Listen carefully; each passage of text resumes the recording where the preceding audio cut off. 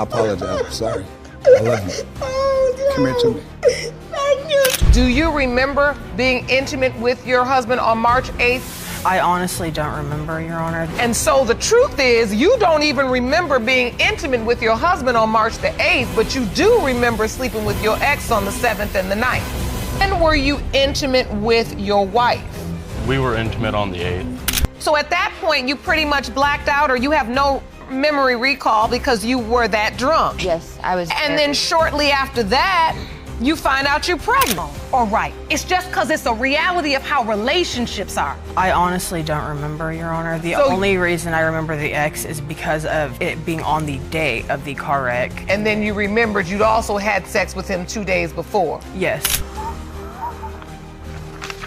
I'm very sorry, Sierra. This case is quite unique. It's not just any dispute, but one between a husband and wife. And unlike many others, this isn't their first time in court. Previously, Mrs. Hendrick accused Mr. Hendrick of being unfaithful on Coob's court. He was naked on the bed, and Chris was in there. Oh, I'm perfectly aware of what's at stake. There's the girls and then the baby. I mean. You're expecting? Yeah, I'm. Oh 6 my. months. Mr. Hendricks was asked, had he had sex with his ex? What was his response? His response was no. Now, the roles have reversed. Mr. Hendrick is the one making accusations claiming that his wife has been unfaithful. Not only that, but he also suspects that she had a baby with another man. Mr. Hendricks, you say you confirmed your wife has been unfaithful and there is no way her child is yours. Is that correct? Yes, Your Honor. So you're also petitioning the court for a lie detector test to determine the extent of your wife's cheating. That's a first. However, Mrs. Hendrick isn't backing down. She insists that the baby looks just like her husband, even calling the child his twin to support her claim. It's interesting how confident she is about a newborn's resemblance to him, but hey, to each their own. And you don't think he has any reason to deny the child? No. I mean, I was very honest with him with what happened before, and he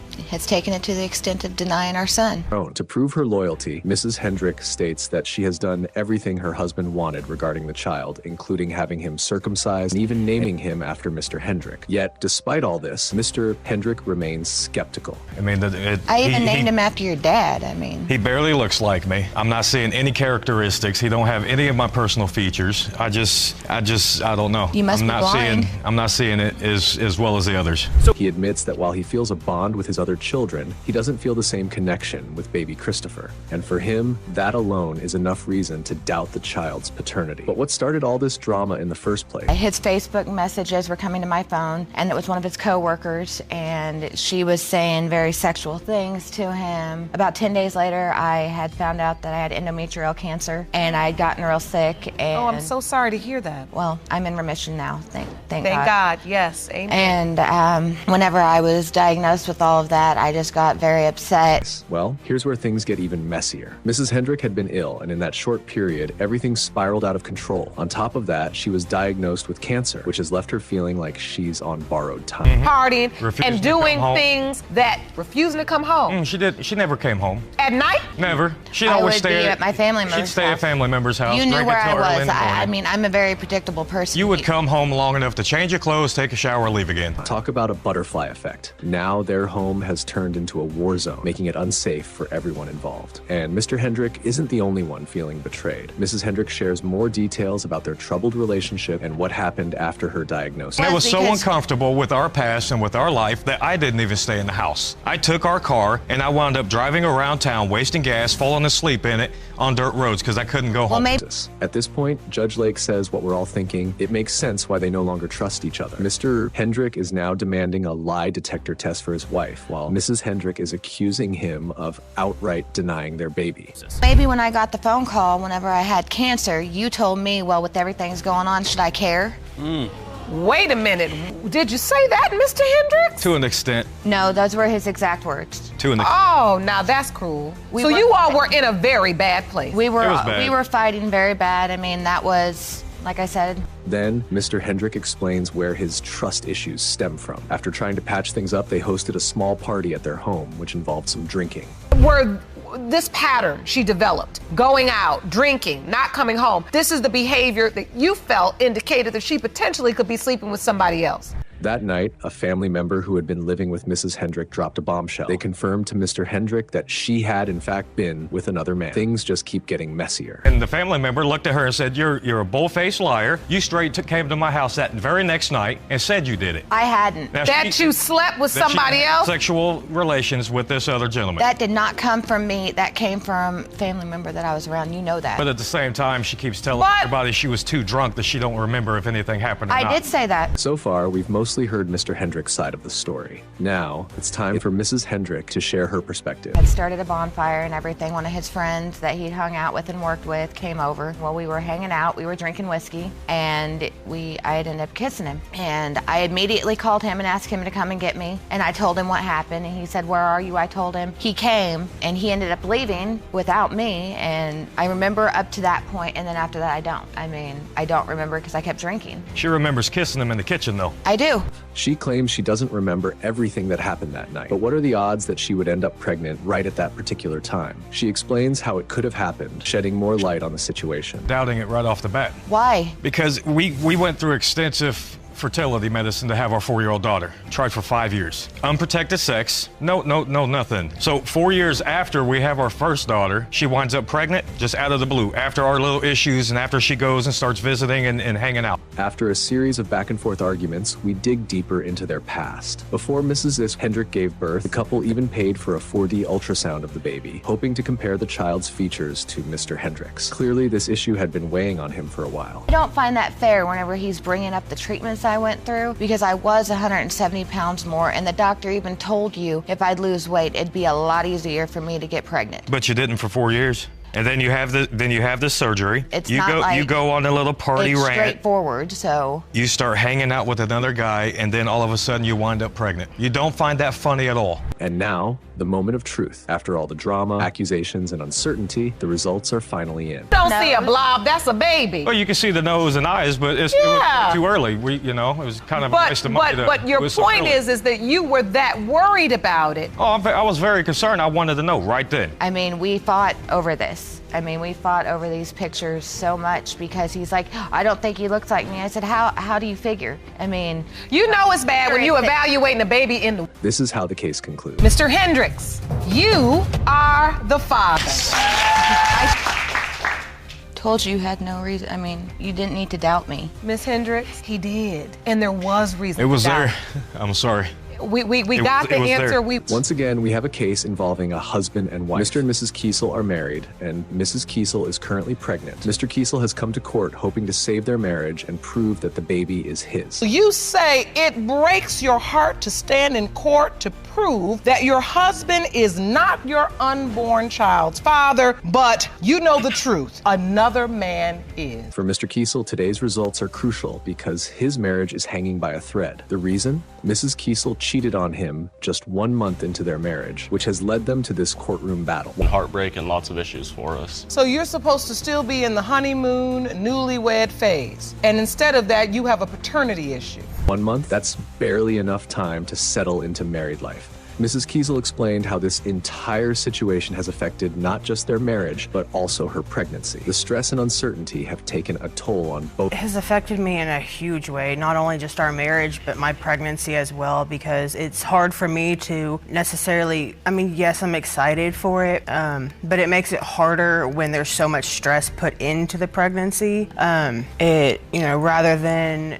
being everybody together, having a good time for like a baby shower, say we were supposed to have a baby shower. Both of them. Although she admits to making mistakes and takes responsibility for them, she says the situation has robbed her of the joy of pregnancy. Instead of experiencing the excitement of becoming a mother, she's filled with anxiety and guilt. I need to ask you this. What in the world would possess you to cheat on your husband 1 month? That's the big question. Cheating after just 1 month of marriage raises doubts about the commitment in the first place. Mrs. Kiesel claims that she wasn't fully over her ex, which only adds another layer of drama to the case. Really rushed into a relationship. We had been dating on and off, but it was back and forth with my ex and him. We both have broke up a couple of times over while we were dating. And then when we got married, it just was kind of like a let's go do this kind of thing. It was like, let's do it today. So we did, and I just feel like we might have got married a little too young. Not necessarily young, but quick.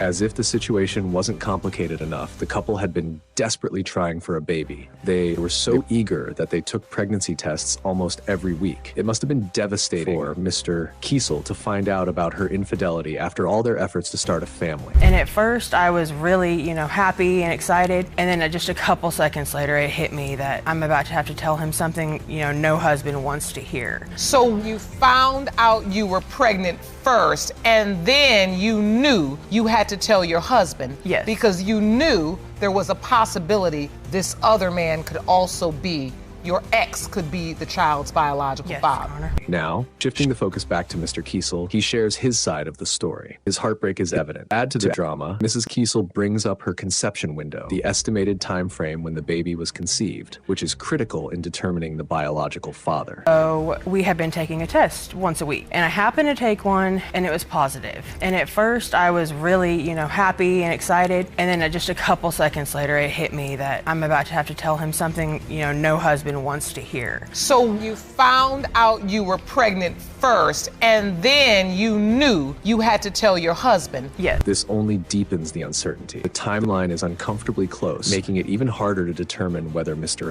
Kiesel or the other man is the father. The doubt is overwhelming. And now, Mr. Kiesel, when were you intimate with your wife? We were intimate on the 8th. You were? Yes, Your Honor. Okay, so that's gonna be a K for Mr. Kiesel.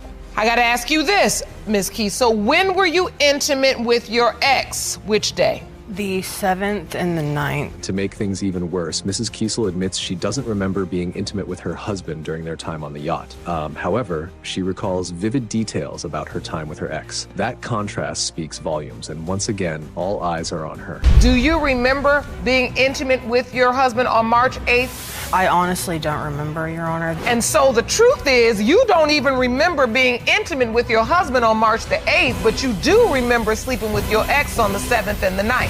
When were you intimate with your wife? We were intimate on the 8th. Despite everything, Mr. Kiesel chooses to have faith. When Judge Lake asks why, he insists that the unborn baby shares features with him. He points out similarities from the nose shape to the upper lip, holding on to hope that the baby is his. You believe, despite these dates being so close in proximity, that you are the child's father. Mrs. Kiesel then states that she hopes Mr. Kiesel is the father and wants their marriage to work. But coming from someone who cheated just a month into the marriage, that's quite an unexpected statement. Can their relationship truly recover from this? And how does it make you feel that your wife is saying, I don't think you are the father? That hurts extremely bad, seeing that I'm there. Instead of it just being, you might not be the father, she's saying she thinks I'm not. And that dampens the mood between us. Finally, the moment of truth arrives. Since the baby hasn't been born yet, a prenatal DNA test was conducted. The court is now ready to reveal the results. Results that will determine not only the child's paternity, but also the fate of this marriage. Mr. Kiesel, you are the father. I know that has to feel good. A little bit. How's it feel, sir? Amazing. I'm so happy for you.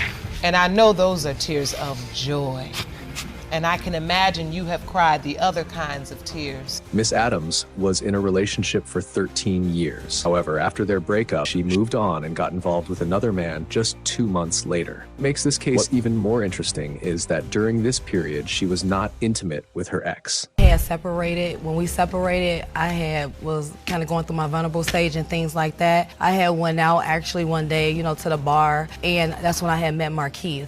And when I met Markeith, that's when we started, having dealings with each other and things like that. All right, so you were in a long-standing relationship. Yes. And then you broke up. Yes. And here we go again, the age-old argument of resemblance. If I had a penny for every time paternity was debated simply because a baby looked like this supposed father's childhood pictures, I'd be rich. I had the babies, the pictures went out on the internet, and that's when my ex-mother called me and said that those are my grandbabies. They look just like my son. And so once she said that, had you been thinking of that in the back of your mind all this time? Never. Never. I was starting to hear it so much, and I was getting so many phone calls from like my ex side of the family and everything about the boy. Some people use special holidays as an excuse to reach out to an ex. Miss Adams, however, took things to another level. She planned to use twin babies to reconnect with her former partner. That's quite a strategy. It's like, well, I never thought that Marquis was not the father, but then, she was just telling me, oh, Christian, put two and two together, just think about it. Like it don't make sense. You already had the babies early, so you could have been already pregnant when you was messing with Mr. Spencer. She was just,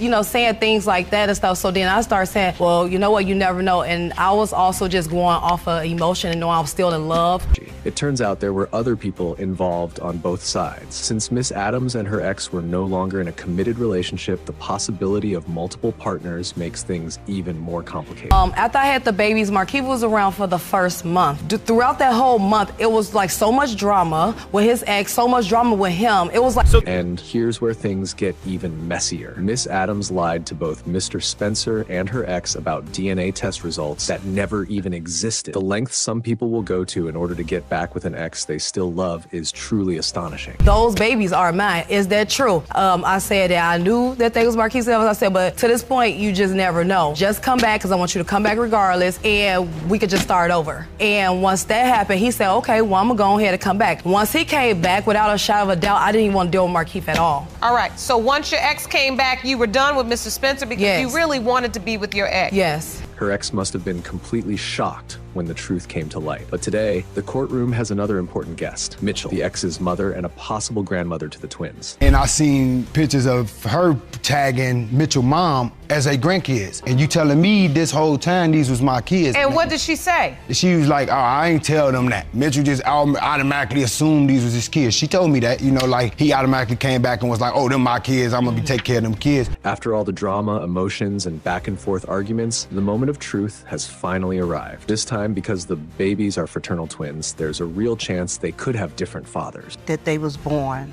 Kristen's mom called me. So she said by now, look, take a look at the babies. Look at these pictures. Something ain't right. So she sent me the pictures. So I'm like, oh my God. So I went looking for some of Mitchell's baby pictures, and I started sending them through the family. And the family's like, oh my God, these Mitchell's babies. So as I talked to Kristen, are you sure? Now, the results for baby Cameron are about to be revealed. This is a defining moment, and you can feel the tension in the air. Everyone is waiting, holding their breath, hoping for the outcome they desire. Is the father of 1-year-old Kamariana Adams Spencer. It has been determined by this court. The biological father is Mr. Spencer. Oh boy. Miss Adams is definitely not going to be happy about this one. The emotions in the courtroom are running high as the truth unfolds. With so many lies, suspicions, and conflicting stories, reality is finally hitting hard. Marion Adams Spencer. It has been determined by this court. The biological father is Mr. Spencer.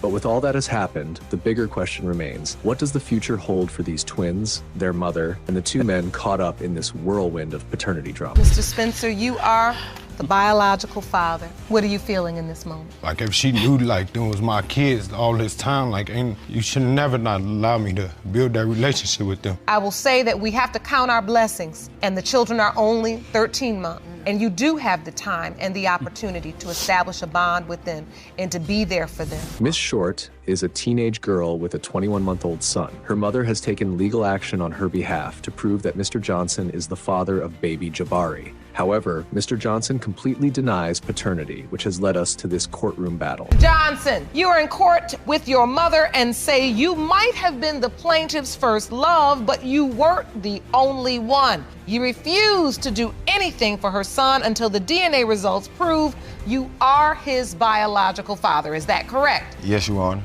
Interestingly, there's a love story buried within this case. Miss Short got pregnant by her first love, but the drama doesn't stop there. There's another man in the picture, which adds even more complexity. Short, you say you need help. Yes. Explain. Yes, because he's the father of my son, and my son, as a boy, need a father figure. And I need extra help, while I'm in school.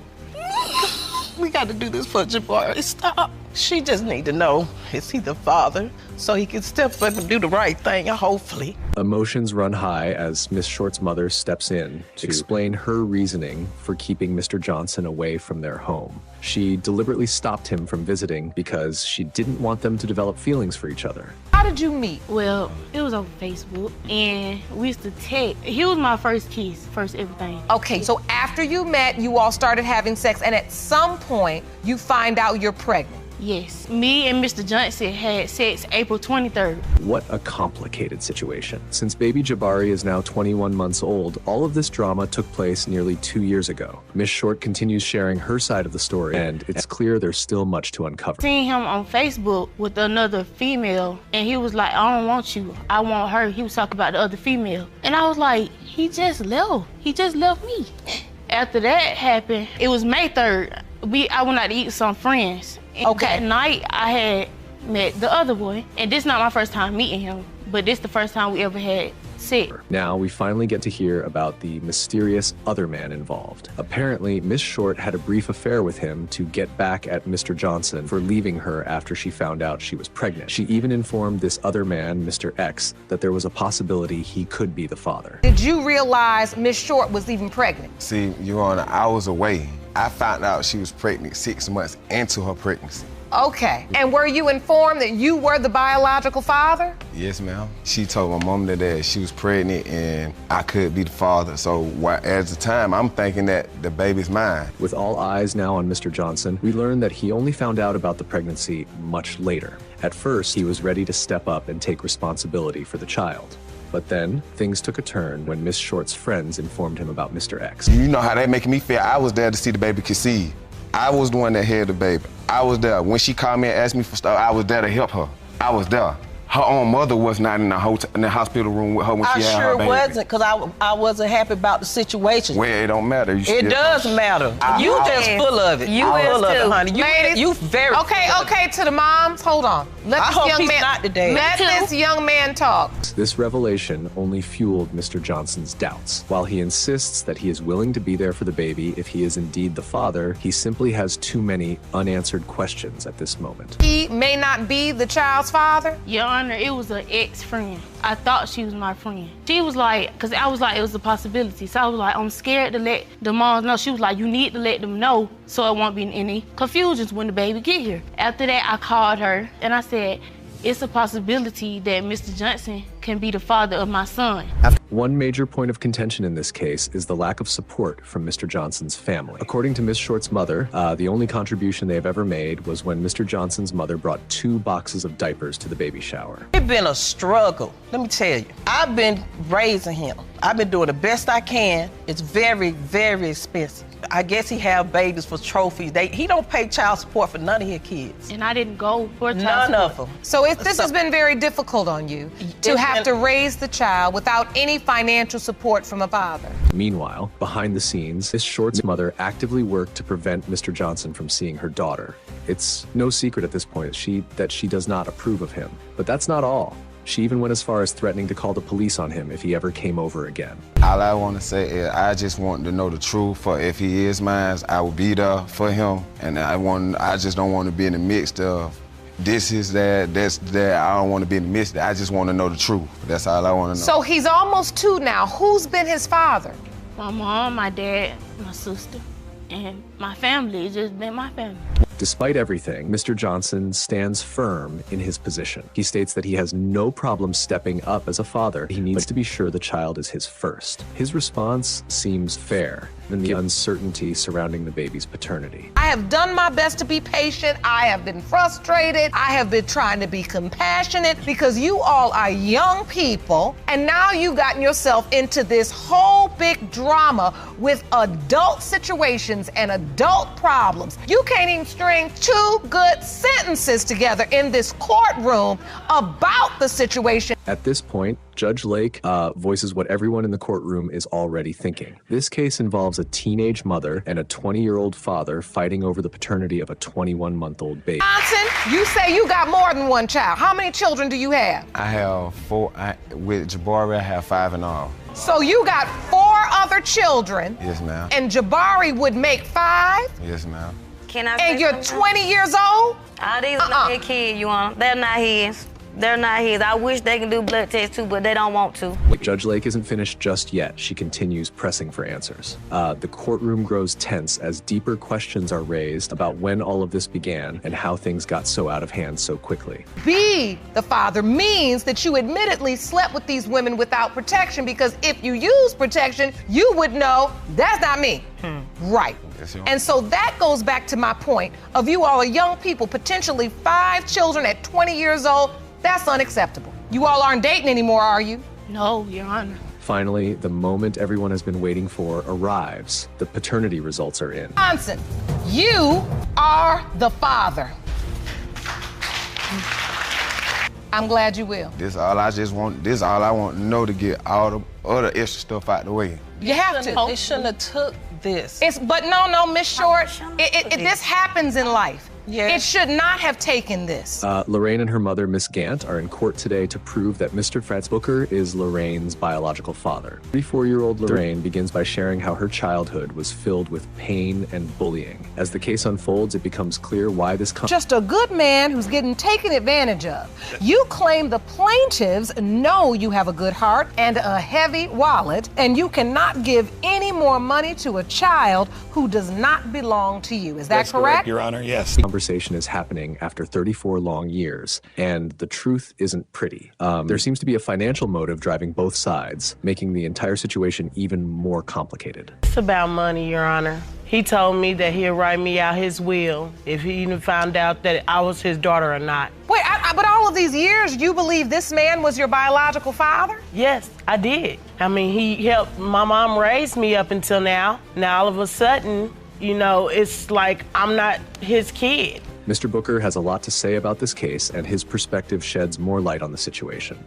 He openly states that despite raising Lorraine as his child, he has never truly believed she was his biological daughter. So, Mr. Booker, is it about the will? Part of it is, yes. It is? Yes. And do you also agree that she's 34 years old, and you know that it was her understanding that you're her biological father? Your Honor, I raised Lorraine and my other daughter, Rashida, mainly by myself the last part of their lives. Miss Gant was nowhere in the picture. Now, as far as the will is concerned, yes, if Lorraine is not my biological daughter. Miss Gant denies every accusation that she was involved with another man. She insists that she told Mr. Booker years ago that Lorraine wasn't his, but only as a way to punish him. She knew the idea of raising a child that might not be his would bother him, and she admits to using that against him. Your Honor, we had a relationship. We lived together. I came home from work one day during the lunch break. I saw a guy come out of my apartment building. That's not true. Running, fastening his pants up. I get upstairs. I say to Miss Gant, I said, who was that came out of our apartment? She says, oh, that was from the lady from next door, and that wasn't from the lady next door. The following month, Miss Gant became pregnant. After their breakup, Mr. Booker took physical custody of Lorraine, which led to Miss Gant having to pay him child support. This is where the financial aspect of their case truly began. While Lorraine thought she was simply living with her father, she had no idea that money was such a big factor in their arrangement. You say that, Miss Gant? Yes, ma'am. You know how to push buttons. He had pushed some buttons on me, and I turned around and pushed buttons on him because I knew if I said something about his daughter, that would make him mad. He is get child support on me. He sold my house for back child support and made me homeless. Lorraine reveals another painful detail. She was constantly reminded that she wasn't the favorite child. Mr. Booker repeatedly told her that his other daughter was his favorite, dismissing it as something every parent does. When I was in high school, I was pregnant. I got pregnant at 16, and I didn't know how to tell him that. He told me and my sister Rashida that if we was to ever get pregnant, that we was grown and we would have to move out. So when I told him that I was pregnant, he was like, well, I don't really think you're my daughter anyway. Now, after years of unanswered questions and emotional turmoil, the moment of truth has arrived. The DNA test results will finally determine whether Mr. Booker is truly Lorraine's father or if decades of doubt were justified. What I understand is she felt left out all of these years. She felt like she was not your favorite. You are now validating that feeling that she was not your favorite. Do you believe this choice that Rashida or your other daughter was your favorite was rooted not just in the fact that she was your firstborn, but that you believe that she was your true biological child and you believe Ms. Booker was not? With everyone on edge, the court prepares to reveal the final verdict. Mr. Booker, you are the father.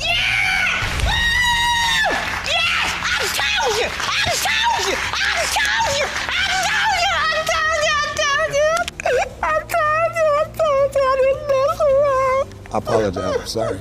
I love you.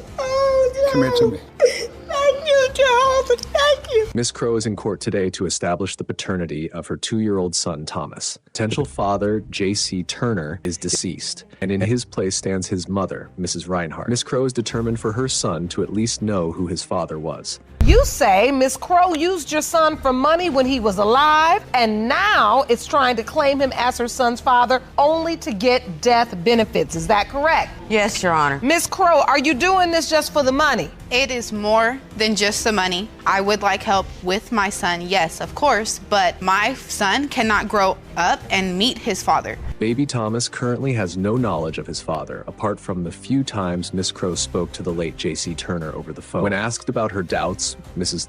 Reinhardt had a lot to say about her close relationship with her son. The time frame she said she was, when she told me she was pregnant, it didn't happen that way. There's no way she could have been just 2 weeks pregnant and had a stomach firm as she did. You're saying she couldn't have a stomach as firm? I mean, after 2 weeks, you don't have a stomach as firm as that. And so she had just met your son? You were meeting her for the first time? She confidently stated that J.C. Turner told her everything, even things he wouldn't share with anyone else. According to her, they had a tight bond. My son and I had a very tight relationship, and Jay would tell me everything when nobody else was around. I knew my son inside and out, and I just don't, as a mother, as a grandmother, having 4 babies of my own, my gut tells me this is not my grandson. I do not see my son in that. Miss Crow then shared more details about her relationship with J.C. Turner and how they met. She painted a picture of a young couple who were happy together. Talk to me about the relationship. When I first met Jay, we were at a skate park. I noticed him in the parking lot and I called him over to me and we had a conversation. From that conversation, we ended up walking to the store. We had,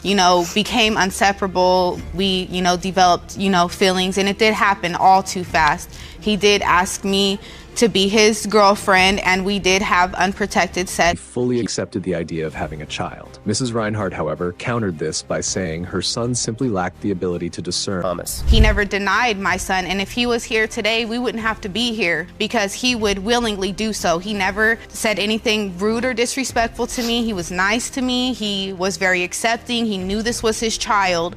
We were together every day. He'd have believed you if you told him the sky was purple. Well, that's your own opinion. That's your own opinion. The mental capacity of a 16-year-old. Then came the classic argument. Thomas does not resemble J.C. Turner's baby pictures. Mrs. Reinhardt strongly held on to this belief. Got a baby picture.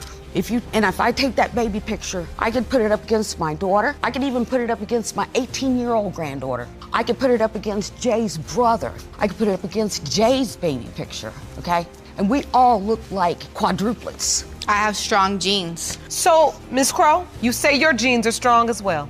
Do you see a resemblance to his dad? After J.C. Turner and Miss Crow broke up, they went their separate ways. During this period, J.C. Turner was in Miss Crow's care, but she claimed she still tried reaching out to his... Thomas was born. Did J.C. accept the baby as his own? He told everybody that we would come across, friends, even people we didn't know, he had conversations with. She's pregnant with my baby. He's really happy. He's excited.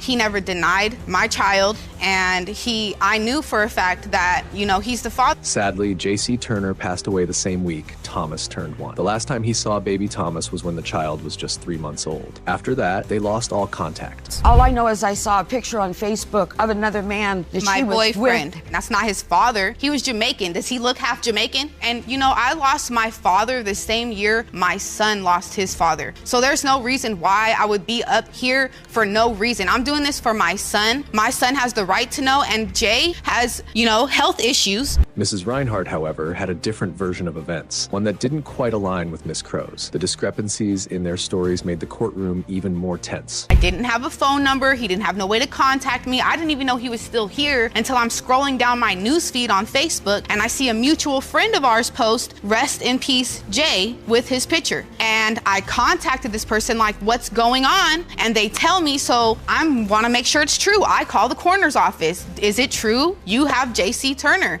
there. Yes, it is. Judge Lake then questioned Miss Crow's intentions. If she was so determined to prove J.C. Turner was the father, why did she allow such a long gap, 9 months, before making a serious effort to reconnect? His family's at, because he don't have family out here like that. I told her he passed away. And she called talked to the coroner's office. They said they haven't even talked to her. Behind my back to get a sample of his DNA, Your Honor. Oh no, ma'am. She didn't even have the decency to bring it to me. I called her and asked her. She denied it. That's why we're here today. At this point, the situation became even more complicated. The question of paternity seemed to be blending with discussions about potential death benefits. Was Miss Crow fighting for Thomas's right to know his father, or was she after financial gain? I lost my father on the 3rd month of that year and the father of my son the 7th month of that year. I was going through stuff my own self. I have a 7-year-old daughter, I have a 4-year-old daughter. Got to make sure my daughter goes to school, got to make sure there's food on the table. I have to make sure of all of these things, and I didn't even have a job at the time, but my kids were taken care of. I took care of my kids. I guess the question then becomes... Adding to the drama, it was revealed that Mrs. Reinhardt had never even seen baby Thomas before, despite all her strong claims. How do you lose track of your child's biological father? How do you not attend somebody's memorial when they're given a memorial of their death? Because your daughter has school the next day and you can't get a babysitter? No, that was what you guys did. I went to the skate park where I met him. Finally, the long-awaited DNA test results were ready to be revealed. Since there was no blood card available from the late J.C. Turner. For 2 hours with his best friend. I didn't want to go and be around you. You see how you act? So you're saying, Ms. Crow, you purposely did not go to the memorial service because you didn't want to have an encounter, a negative encounter or altercation? Right, because I'm already upset. Everybody's upset and nobody needs that extra drama. As the courtroom held its breath, the results proved that Mrs. Reinhardt's gut feeling was wrong after all. The truth was finally out. Thomas was in fact J.C. Turner's son. Relatedness between Ms. Reinhardt and Thomas Crow is 99.6% you are related. That is your grandchild. Ms. Reinhardt, you have never laid eyes on your grandchild.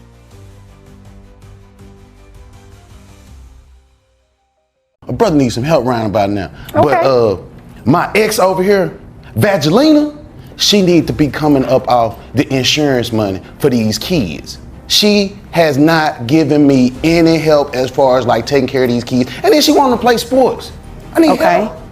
All right, how many kids are we talking? 3. 3? Okay, what are their ages? 16, 12, and 9. All right. Who kids are 16, 12, and 9?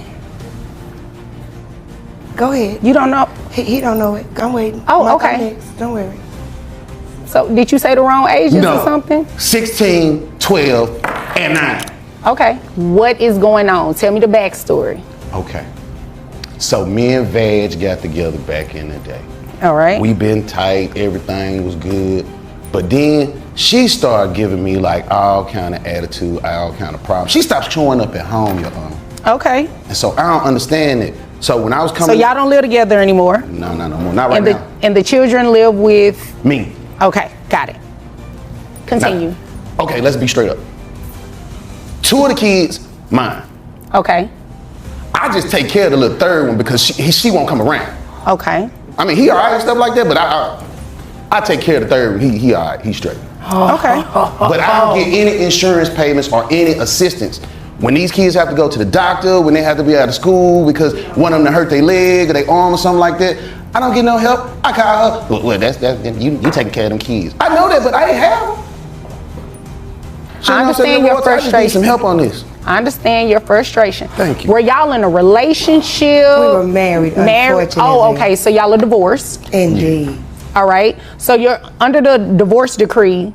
Who had custody of the kids? Like who were? Okay, you. Okay. All right. All right. No bread. So there was an agreement not to receive or pay child support at the time of the divorce? Well, I didn't really want to. I don't think the mother should pay child support to the father. You're the father. I'll get to you in just a moment, and we'll touch on that comment you just made. Your Highness, see, that's what I'm talking about. That's the kind of stuff I have to deal with. She don't want to do nothing for the children. Nothing. Is there anything else you want me to know before I move over to her and she gets to tell me her side?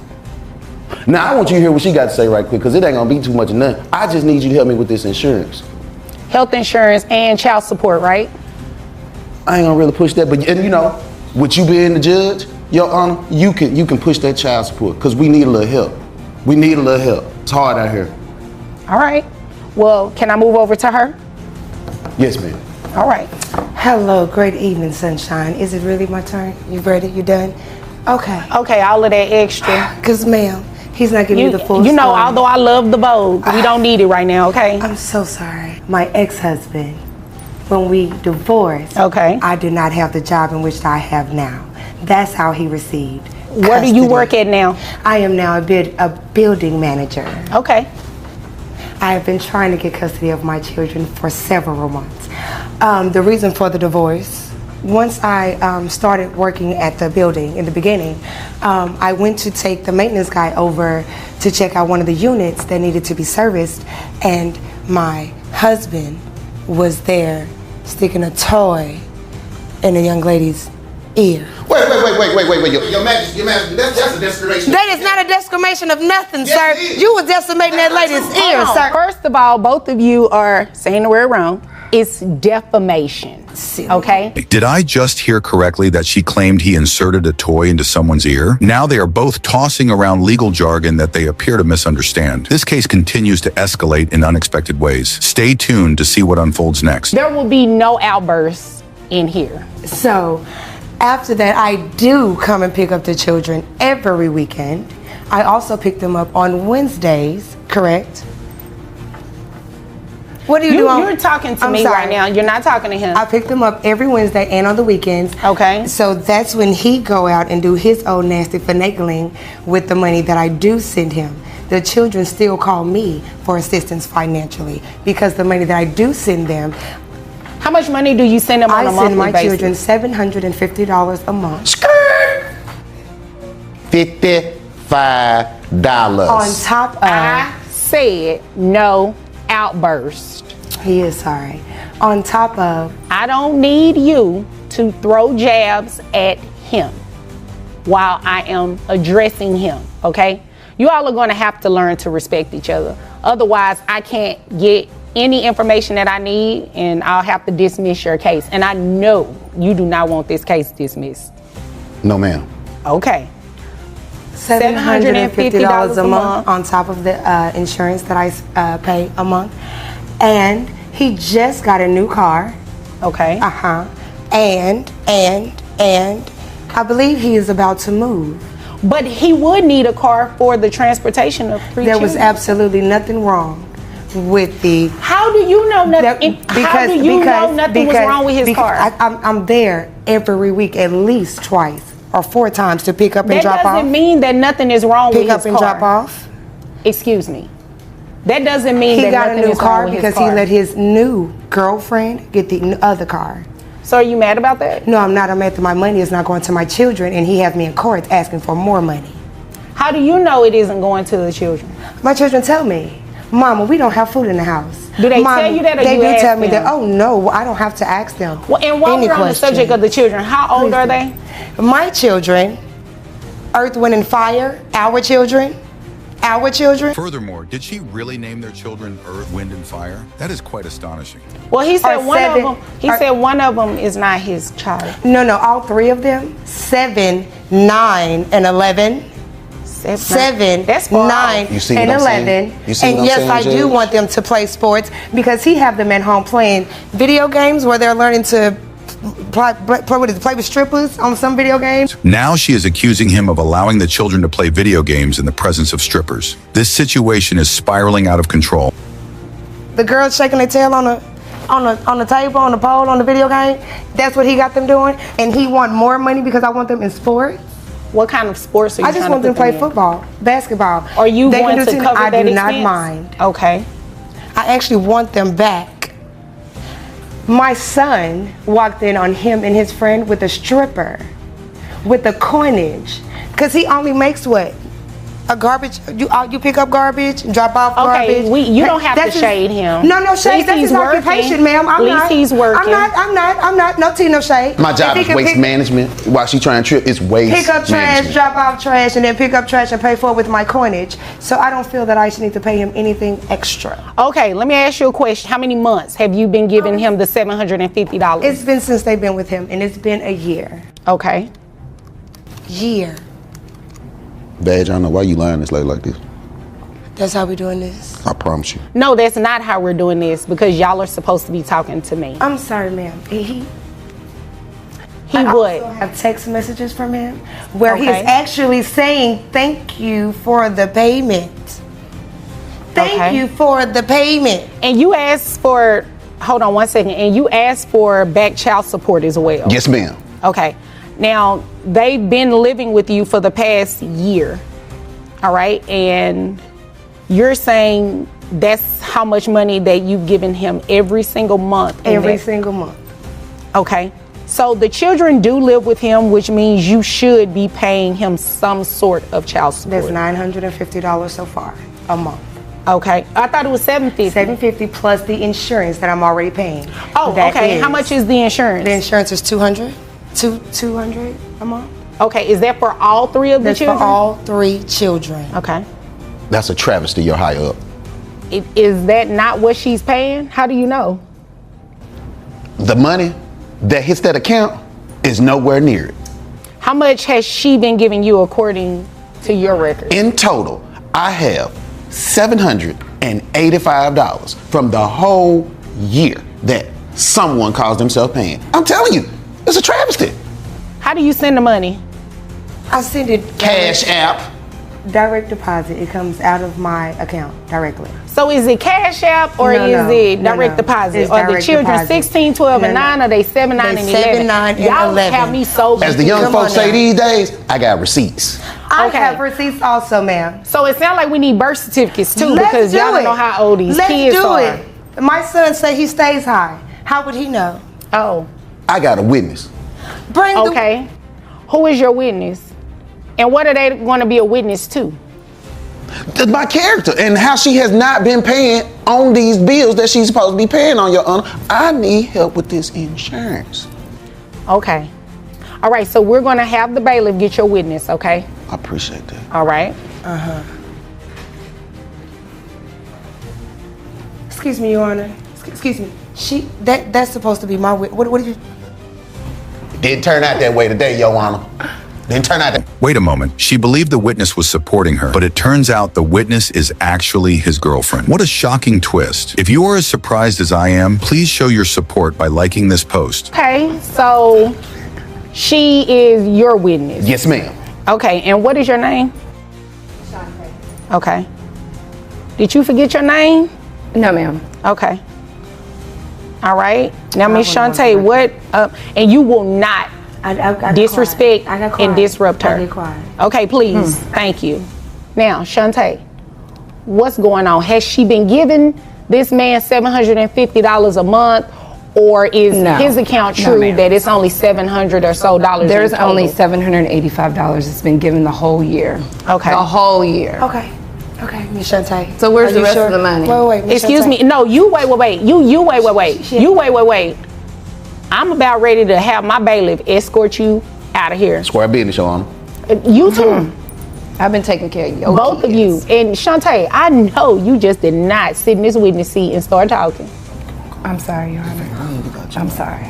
Yeah, don't be sorry. Don't do it. So you're saying she's only given $785 for the entire year? For the whole year. Okay. And Dad is being truthful about them living with him and everything like that, right? Yes. Okay. Now, what is your relation to this case? Because she said you were her witness. Her witness? No. Okay, so what is your relation to this case? I'm his girlfriend. Oh, okay. All right. So what you're saying is truthful about everything going on. Correct. Okay. I've been taking care of her kids for the last year. It was probably my kid's toy that he was putting in her ear. Okay.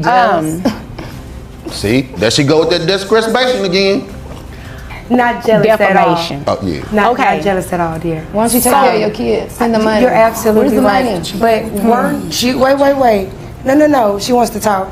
Now, ma'am, weren't you the Where's one? the money? No. Weren't you the one that texted If me? you ain't and talking said, about money, I don't hear nothing. Where's the money? No, it is about the money. Aren't the you money. the one that said thank you, Ching, ma'am, the money. so much for sending us the money for your kids? Because he's taking me on a trip next weekend. No. Isn't that the BS that Mind you your sent business. me? 'Cause We that's just how need I our know that money my for the check's been kids. posted. Your Honor, we're just And here then, about ma'am, the when kids. they went on the trip there, she thought she was doing something by sending pictures of her hairy, Your Honor. run over body. Honey, don't nobody want Your that but Honor. him. You see, I left her. See, she just goes on and on and on and on and on.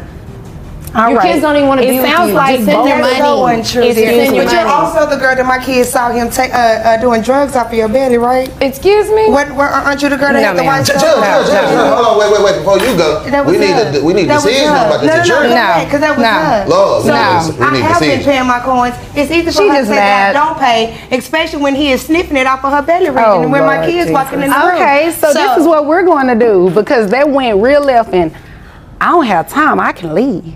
I don't need you to do that. I promise, please. Well, it sounds like we probably need to reset this when you all have calmed down. We're all calm, Your Honor. Can we I want just my Y'all continue are all on? calm because I got up to leave. It seems the judge has reached her limit with their incessant bickering. Will she finally restore some semblance of order to this chaotic courtroom? We don't want you to go. I don't want to come back and waste my time. I want to go back We to just- my it's kids. about my kids. All three of you came here to waste my time. Shantae, I thought you were going to give me No, some Your Honor, information we're that here- I really needed. We're here to. Mr. Lewis, you filed this suit because you said you needed help. Sound like you just want to get revenge. Miss Omnipotence, I promise you, And it's not that. Miss Vagelina, am I saying that right? Yes, ma'am. I'm really not sure why you're here. I don't either. Me neither.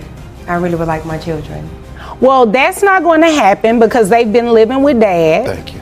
I'll keep fighting for them. Okay, so this is what we are going to do today. So you asked for back child support. So we are going to grant the back child support to Dad because based on his testimony as well as his witness's testimony, you've only given $785. You didn't bring anything in here with me, any receipts to show that, well, here's the deal about evidence. Testimonial evidence is still evidence. So until you bring something that can go against what he said, I have to assume it's true because you guys raised your hand and swore that you would tell the truth, right? So that's what we're going to do. You're going to reimburse him. I will give you credit for the $785. Now, if you bring something in here to show different, we can do different. But $750, $785. I mean, excuse me, $785, you subtract that from what it should be for the past year is $8,215 that you owe in back child support that is going to be paid to him monthly at a rate of $100. Then on top of that, how much is it that you make a year? Yeah, you just took it out. 200K. She makes $200,000 a year. Okay, all right. $200,000 a year is what she makes. Okay, thank you. Now, nothing else while I'm talking. Okay, thank you. But they just Health insurance, $200. You get credit for that. Oh, no. Your child support, because you capped out, is going to come out to $2,760 plus the $100 reimbursement, bringing your amount to $2,860 per month. So we brought the same type of evidence in here, and because he's hunching his, I have to pay the month. Okay, that was inappropriate, first off. Second off, I made my ruling. Are there any other questions? No, ma'am.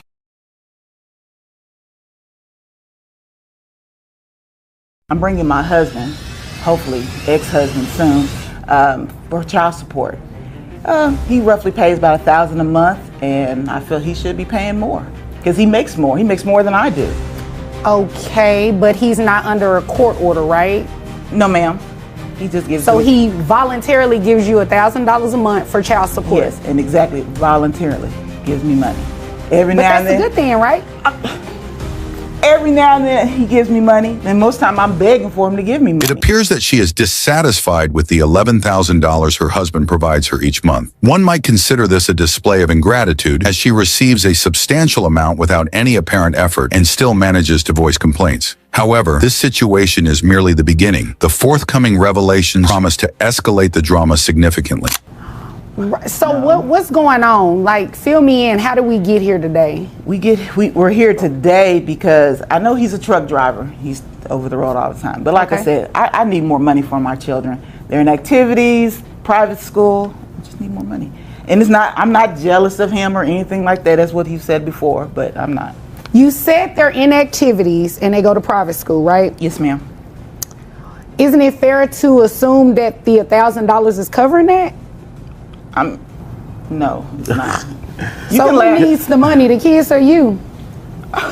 Well, of course, I have to look good too, but I don't spend that money on myself. I spend it on my spend all of it on herself, Your Honor. No, I do not. No, I do not. You don't have proof of that? Your Honor, I currently... You don't have proof of that? Currently... You do not have proof of that? Excuse me. Okay. As best you can, try not to interject until I'm done speaking with her, and I promise I will come over to you. Yes, thank you, because I was talking. I was talking to him. I did not need you to echo me. Yes, okay? ma'am. All right. Now you answer my questions. Yes, ma'am. Wouldn't it be fair to say that with the tuition as well as the children's expenses, that $1,000 is covering that? It's not. How much is the tuition? Tuition is, we have 2 children. Okay. And tuition is it's about $500 a piece. That's $1,000 right there. And I still need more money because I need clothes. I need to feed them. Does he give you any money in regards to extra, like for the extracurricular activities or anything like that? I'm trying to get extra. He won't give me that. No, he does not give me extra. What is the visitation schedule between the 2 of you? He has the kids Sunday through Wednesday. That's split. In a situation where the father has custody of the children for 4 days each week, it is surprising that she continues to request additional child support. It seems evident that her motivations for the financial support are more self-serving than for the benefit of the children. Despite her ex-husband's commitment to providing $11,000 monthly while caring for the children most of the week, her demands are astonishing. So let me just make sure I got this straight. He's voluntarily giving you $1,000 a month for child support, correct? That's correct. He has the children, you said Sunday through Wednesday? Yes. Which means you have them Wednesday through Sunday? That's correct. Who pays health insurance? I do, Your Honor. How much is health insurance? It's roughly $309 a month. She asked me a question. But she's still talking to me, though. Okay. I did ask him a question. Okay. So, everything that I just repeated back to you is accurate, right? He has money. He's spending on other women. That wasn't my question. Everything that I just repeated back to you is accurate, right? Pretty much. So I'm confused as to why you're here. Are you trying to put him on? I want to put him on. You want to put him on child support for the $1,000, or are you trying to put him on child support for something more? Something more, yes. Okay, let me move over to. Well, before I move over to him, what do you do for a living? I'm a teacher. All right. How much money you make? I make about $60,000. All right. Do you have access to private health insurance for the children? Yes, I do, but I'm a teacher. I don't have that extra. That's why the father should help out with that. He does. He pays health insurance. Yes. He just said he pays $309. Yes. So you can't say he needs to help out with that because he's already... Earning an annual salary of $60,000 is commendable, yet her assertion that this income, combined with the monthly support, is insufficient is difficult to believe. Her attempts to justify her position only lead her deeper into a precarious situation, and the circumstances appear to be deteriorating further. Okay. All right. Now, sir, what do you do for a living? I'm a truck driver. Truck driver. How much money do you make? I make roughly maybe $82 a year. All right. Now, help me make sense of this. You give her $1,000 a month for the children. You pay health insurance. You all have a split schedule. Yes, ma'am. I'm missing something. Like, what is the issue? Why are we here? Because I would think that you bring someone to child support court if they're not doing something. I do understand making it legal, putting it in a document, but you're asking for more money. So I'm trying to get the disconnect here. So like what it is, Your Honor, women he's spending money on. She never lets me talk, so. Okay, I'm gonna let you talk. Exactly. Okay. What it is, Your Honor, she didn't mention this, but she's engaged. Wow. And she just found out that I'm recently dating, so now she's mad at me. Oh, I'm mad. There goes the conflict. I'm not mad. I'm not mad. There goes the conflict. Now I asked what was the disconnect here. It was something missing. So you brought him to court because he has a new girlfriend? No, ma'am. I'm not That's mad. exactly why, Your Honor. And you're engaged? Yes, ma'am. He's still gonna want to marry you after he see what you're doing to this man? He's on my side about this. Of course he is. So he agrees that he should be paying more than $1,000 a month in like child I said, support. he has other women that he's pretty much What does tricking his money other on. women have to do with anything? He's spending all Quite the money. frankly, you shouldn't care. You have a whole nother man that you should be worried about, and you over here that. all in his business. I'm not trying to be And in he his doesn't business. even work You for are him. trying to be in his business because you have mentioned it twice that he has other women. His Yes. other women has nothing to do with this case. it So really you can does, pipe Your Honor. down It really and stop does. bringing that up. It has nothing to do with Okay. it. Well, let It me really say it does. like this.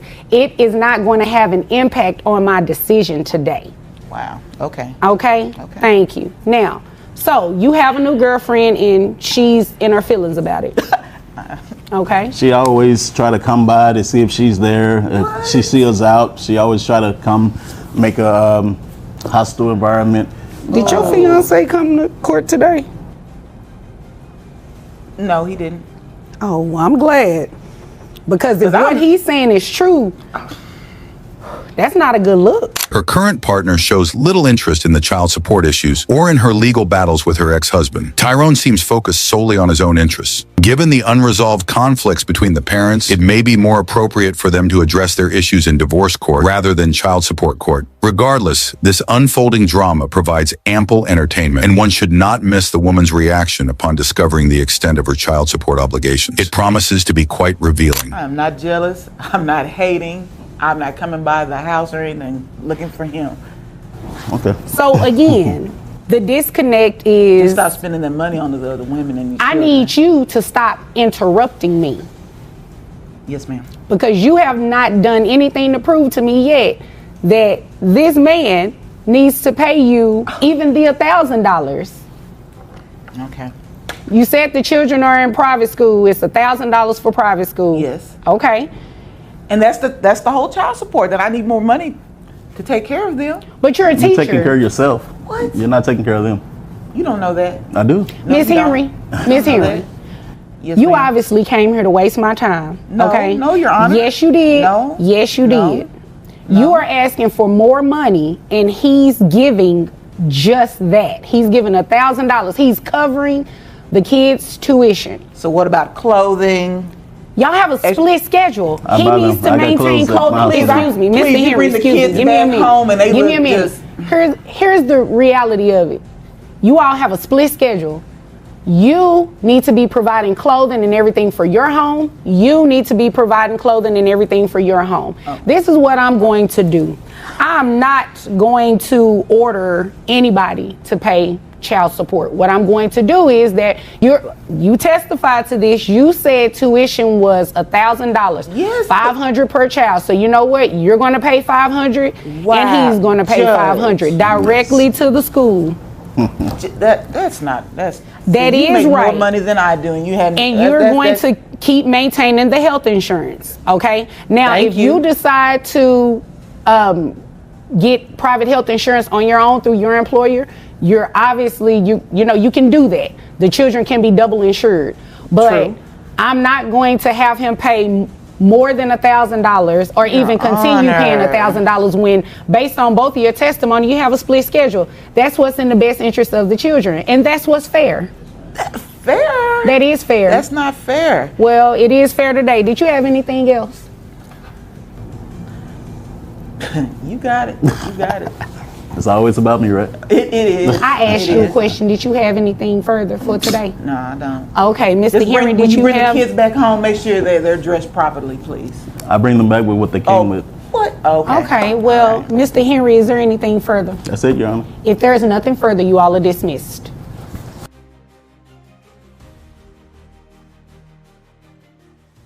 I found out I was pregnant through the doctor's office. I took 48 pregnancy tests. 48? No, it didn't come up in my urine. That's how, that is. Stand here, you're very strong, you're opinionated, I can do this, I got my own life. That's not what a strong woman does. And I want to understand that. You thought Mr. Jones was cheating. I ain't thought I knew. So you knew he was cheating. If he was pregnant, I would have said his baby ain't mine. I did have sex with him, and I told you that it was way before your time. So you admit, Ms. Rainey, that there was another guy. This whole family hit me up on social. That's a lie. That's a lie. What? I'm talking about harassing the hell out. You know, he would be looking at me, and I'd turn and look, and yeah, there he goes, staring at me again. Look at you, you're beautiful. Miss Rainey has come to court to sue Mr. Matthews for making damaging accusations and for alleged child neglect. She stands firm, determined to prove her side of the story and defend her role as a responsible mother. Ms. Rainey, you are here today requesting 2 paternity tests and suing the man you say is the father of your children. You admit that you slept with one other man during the time of conception, but you argue that was only because Mr. Matthews refused to accept his responsibility.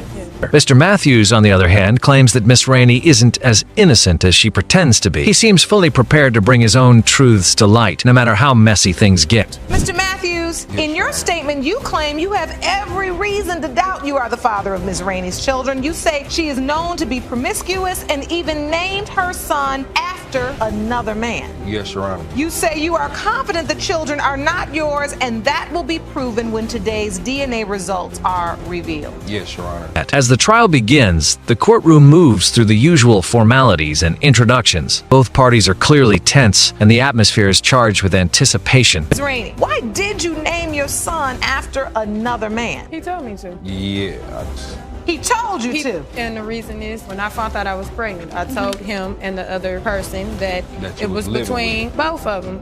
You weren't sleeping with anybody else during the time of conception. I slept with him and Rondell. Mr. Matthews wastes no time making it known that he won't be going easy on Miss Rainey. His frustration is evident, especially as he refers to her as the baby's mama, with a tone that hints at resentment. I have to say that it's not possible that it can only be between me and one other person. She is known to have family trees in her. He makes a pointed remark about her naming the child Sully, suggesting there's a deeper meaning behind the name. To him, it's more than just a name, it's a message. You try to get me an ultimatum. So like, what you're saying if you don't marry me, then I'm gonna marry him. I'm like, well, you need to be marrying him and marrying him, because I'm not to marry me, going but you always chose not to because you was worried about what other people say. Miss Rainey admits that she did cheat during the relationship, but she's firm in her belief that she knows exactly who the father is. Despite her past mistakes, she speaks with certainty. I did have sex with him, and I told you that it was way before your time. So you admit, Ms. Rainey, that there was another guy, but you're saying not in the time frame. It's only between them two. In terms of the time frame of conception. Correct. Mr. Matthews claims that sexual relationships don't hold much value to him anymore. He implies that physical intimacy doesn't necessarily equal emotional connection or responsibility. Mr. Matthews, you're admitting that you continually sleep with her and have at least a sexual relationship with her. Sex is it. It ain't nothing important. Like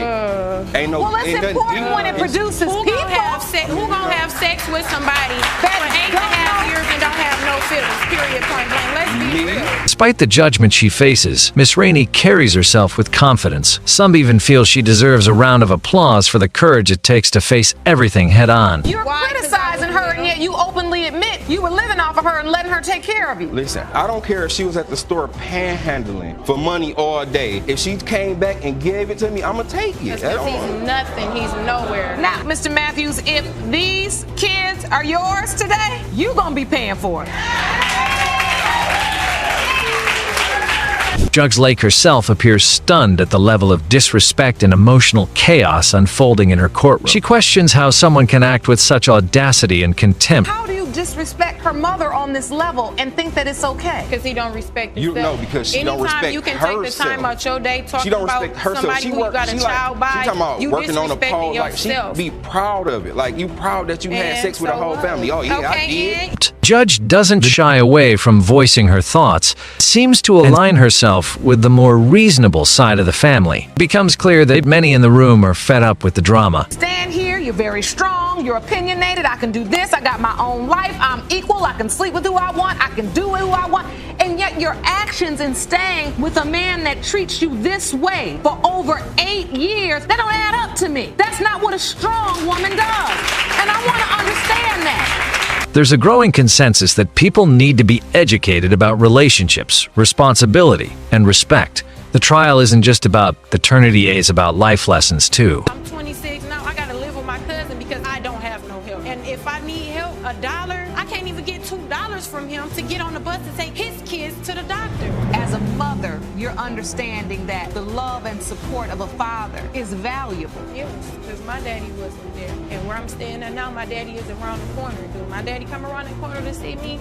Oh, he don't. Mr. Matthews claims he teaches his children not to follow in his footsteps, a statement that shocks many. The irony in his words is heavy, and it stirs up even more frustration. These your only possible children, Mr. Matthews? No, I got 6 kids. Besides these 2? Yes, Your Honor. Do you take care of those children? No. I do what I can. I talk to them, I tell them stuff, I teach them like how to not be like me, how not to, you know, like for real. Like, and that's just real. Like, but As the trial nears its end, tension in the room builds. Judge Lake prepares to reveal the results, and with nerves at their peak, everyone braces themselves for the truth. In the case of Rainey versus Matthews, when it comes to Renaya Matthews, Mr. Matthews, you are indeed her father.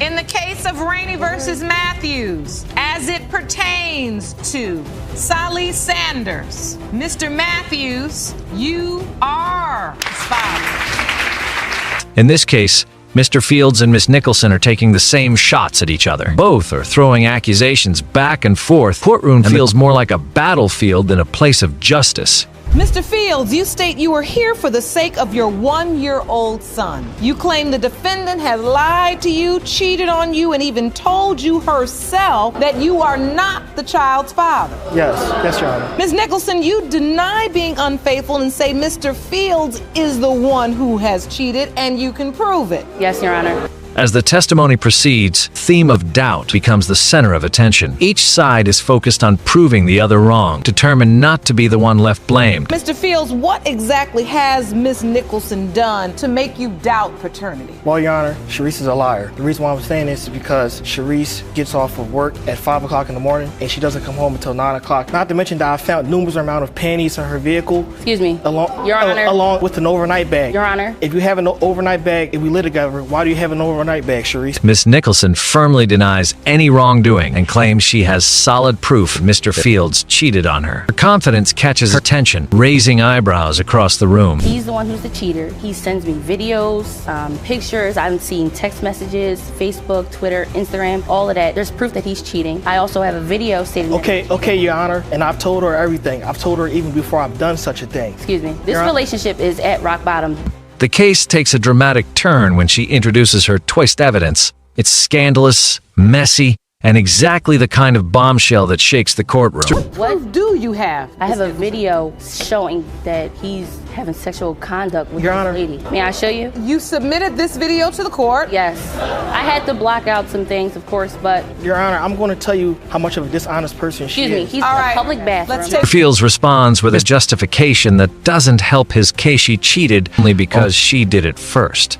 It's an ugly truth, one he puts out there without hesitation. I did it out of anger, and I told her that I was going to cheat because she said she was going to cheat. Your Honor, just this morning before we got here hours ago, she told me that she slept with another man, and she took my son to go see him last week. That's actually his dad. Excuse me, Your Honor. I did not say that this morning. What I said to him was, you keep telling me that he's not your son, so yeah, I'm gonna let you believe that he's not your son. Judge Lauren has had enough of the constant arguments and interruptions. She steps in with authority, making it clear that the courtroom will not be overrun with chaos. So listen, this relationship obviously isn't going very well. No. Neither one of you trust the other, but I need you to take me back during the window of conception so I can understand what exactly is going on and why is there an issue surrounding this child's paternity. So Mr. Fields only adds more confusion, claiming Miss Nicholson told him to cheat. His statements become more baffling by the minute. Even the judge is visibly puzzled. She says, go ahead and do it. I want to see you do it. Send me the video after you're done. Excuse me, why would I want my boyfriend to cheat on me? What female wants that? Does it make sense? It doesn't. Your Honor, who wants to be cheated on? She says that out of her mouth, along with her sister saying that she's a cheater and that boy is not mine. Well, things continue to go downhill,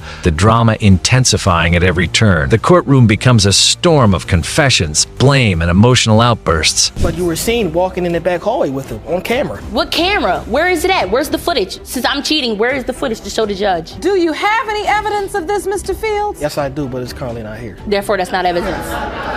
And therefore, That's I irrelevant. cannot hear it. If you're going to come to court, you got to be prepared. As all the secrets pour out, it feels like the court itself is the only one coming out on top. With nothing left hidden, everyone is waiting for the final word. Began to tell him, well, if you don't think the baby is yours, then I'll just tell you the baby's not yours. And you do understand, Miss Nicholson, that's just making a bad situation worse. Because what you're giving him is, something to hang his hat on. Not just for you two because you're going tit for tat and back and forth and can't get along, but for the child. Judge Lake, having heard enough from both sides, takes control of the moment. Now, it's time for the results and the truth to finally come to light. In the case of Fields versus Nicholson, when it comes to 1-year-old Kazir Fields, Mr. Fields, you are his father.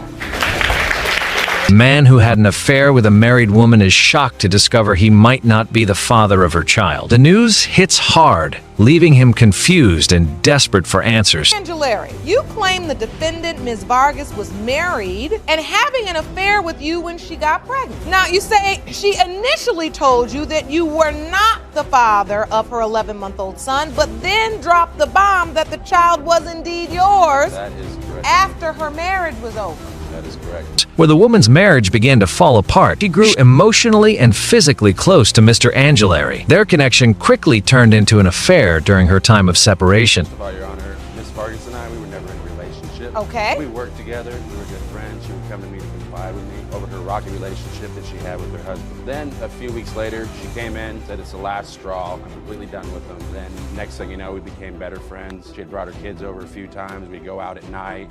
With heavy drinking involved during their encounters, it became unclear exactly when the child may have been conceived. This uncertainty added another layer of tension to the already complicated situation. We started drinking a lot together. One night, we ended up back at my place. We'd been at the club. We got turned up. We were out there doing our thing. We went to the house, started doing our thing. Our thing. Yeah.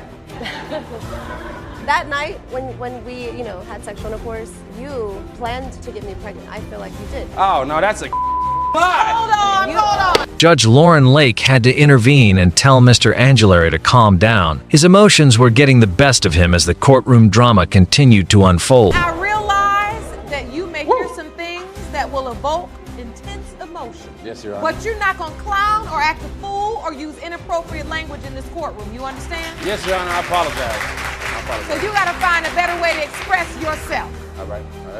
To make matters worse, a stalker entered the picture. And even in court, flirting between the woman and Mr. Angelari didn't stop. Their behavior raised eyebrows and concern. Some of my friends at work would always tell me, like, he's looking at you again. Look at him. And they said the same thing to me. Really? Look, Vanessa's over there looking at you. Why would I look at you if I didn't have any feelings for you? If I didn't like you? I don't know. He was doing the stalker thing where he would be looking at me and I'd turn and look and yeah, there he goes, staring at me again. Well, look at you, you're beautiful. Come on now, any kind of man that likes women would stare at you. This led to a bigger question: does being separated from your husband give you a free pass to cheat? Judge Lake questioned the morality and timing of her decisions. Well, at this point, Vargas? Your Honor, at the time we were separated. So you two were intimate? Yes, just once. And then you found out you were pregnant? Yes, Your Honor. So within a 30-day or less time period, you had been intimate with your husband and also Mr. Angelari? Yeah. Yes. The woman also began to double back on her earlier statements, slipping up under pressure. Her inconsistencies made it harder to believe her version of events. So when you first found out you were pregnant, Ms. Vargas, did you call Mr. Angelari and say this child is yours? Yes, Your Honor. So you told him it was his? I first did. Then you decided I want to try to work this out with my husband, so you tell your husband that it's his. There could be a chance that it was his. Another lie. It became clear why Mr. Angelari was so determined to get to the bottom of the situation. He wanted to know the truth not just for himself, but for the child's future. Just reunited with my father after 15 years, and it's been great. It's been tough growing up without a dad, and I don't think any kid deserves growing up without either one of their parents. So that's why I want to get to the bottom of this. Now, all the facts out in the open, it's time to bring clarity. Judge Lake prepares to solve the mystery once and for all for the sake of the innocent baby caught in the middle. In the case of Angelari versus Vargas, as it pertains to 11-month-old Giovanni Vargas, Mr. Angelari, you are the father.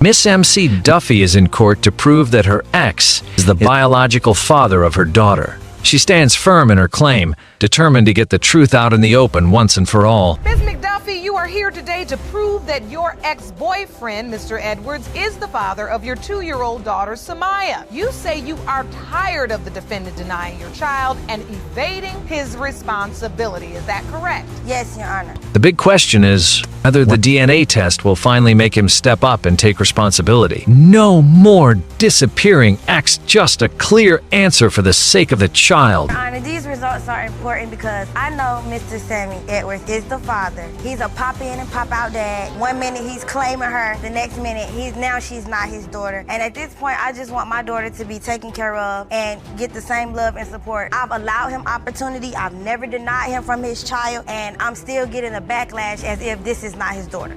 Surprisingly, he didn't waste any time admitting he might be the father. His quick acknowledgement made Judge Lauren Lake's job a bit easier, at least in the beginning. All right, so, Mr. Edwards? Yes, ma'am. Oh! Yeah. You're going to make my job easy today. I'll be honest. You know, she said I'm going to pop in and pop out dad or whatever, just simply because she's a gorgeous little girl. You know, I don't want to get too attached to her or get my family too attached to her because I just don't know if she's mine or not. However, the real issue lies in his inconsistency as a parent. This MC Duffy refers to him as a pop-in, pop-out daddy, frustrated with his lack of steady involvement. Pop in, you pop out 1 minute, you calling her, that's good. Can I see my baby? Can I do this with my daughter? And then now you're not. Like, I don't get it. Make up your mind. So, Either you're her dad or you're not. Their relationship began during a spring fling, a lighthearted moment that led to serious consequences. What started off as fun quickly turned into something much more complicated. So you had sex the first night? Yeah, 3 times. Did you use protection? Oh, nah. Alcohol was heavily involved that night, clouding judgment and leading to decisions neither of them fully understood at the time. Still, child may have been conceived from that one encounter. I'm not gonna lie, hot dog, no bun. I ain't gonna lie to you. What in the world? What is all this sex with just no protection? And alcohol was involved in that situation too. With you, not with me, because I don't drink. You were drinking that, man. To support her claim, Miss MC Duffy took multiple pregnancy tests, 48 to be exact. She wanted to be absolutely sure before making any accusations or assumptions. I found out I was pregnant through the doctor's office. I took 48 pregnancy tests. 48? No, it didn't come up in my urine. That is not how I found out I was pregnant. All right. You know that. I found out I was pregnant through a blood test. But instead of support, she was met with shock and disbelief. His reaction after all those tests was still one of denial, which only deepened the tension between them. Mr. Edwards, once you found out she was pregnant, how did you feel? I'm not gonna lie to you. A part of me was excited, even though we really didn't know each other, because you know I love kids, and a part of me was like man, this child may not be mine. Things escalated when her family from Texas reached out to him directly. That move only added more drama to an already messy situation. This whole family hit me up on social media. That's a lie. That's a lie. What? I'm talking about harassing the hell out of me, talking about this is not your immature child. You're stupid. Why are you taking care of this child? Or why you got her, or not child, but why you got How her? pregnant was Ms. McDuffie Still like at the 6 time? 7 months, you know what I'm saying, around that time. Begs the question, why would anyone go to such lengths to avoid the truth? Miss N.C. Duffy believes he's playing dirty, and it's hard not to wonder if she's right. Can't have kids because we went to the sperm doctor and they said his sperm is this and that, but she just recently said she keep in contact with this guy, and now he has a daughter. At one point, it seemed like she was trying to create a smokescreen, possibly to cover up some inconsistencies in her own story. The courtroom began to question both sides. Never wanted a relationship with him. It was never a relationship in the beginning, and I openly expressed that to Sammy at the time. Yeah, that's not what you said, Miss McDuffie. That really isn't. That's not what you testified to. But as you getting going, you story. Bringing out that lie. You can No, just it look ain't at no lie. It's not a lie. You can just look at her face expression. She's It's like, not a lie. I know she lying. It's not a lie. How is it a lie? The drama intensified when she admitted to having sexual contact with 2 men during the same time period. That revelation cast serious doubt on her initial claim. Your testimony started out one way, and the next thing you know, it ended up being that you did have a sexual relationship. He knew I had a sexual relationship. I didn't deny that from him. Did you know that, Mr. Edwards? I don't know what she got so Here much. you go with this, I mean, man. I don't play like that. I'm openly honest. All right, all right. From what I knew, this man have dates. All right. Judge Lauren Lake, tired of the chaos and conflicting stories, decided it was time to end the confusion. Now, all that's left is to reveal the results and finally bring clarity to the situation. In the case of McDuffie versus Edwards, when it comes to 2-year-old Samaya McDuffie, it has been determined by this court. Mr. Edwards, you are the father.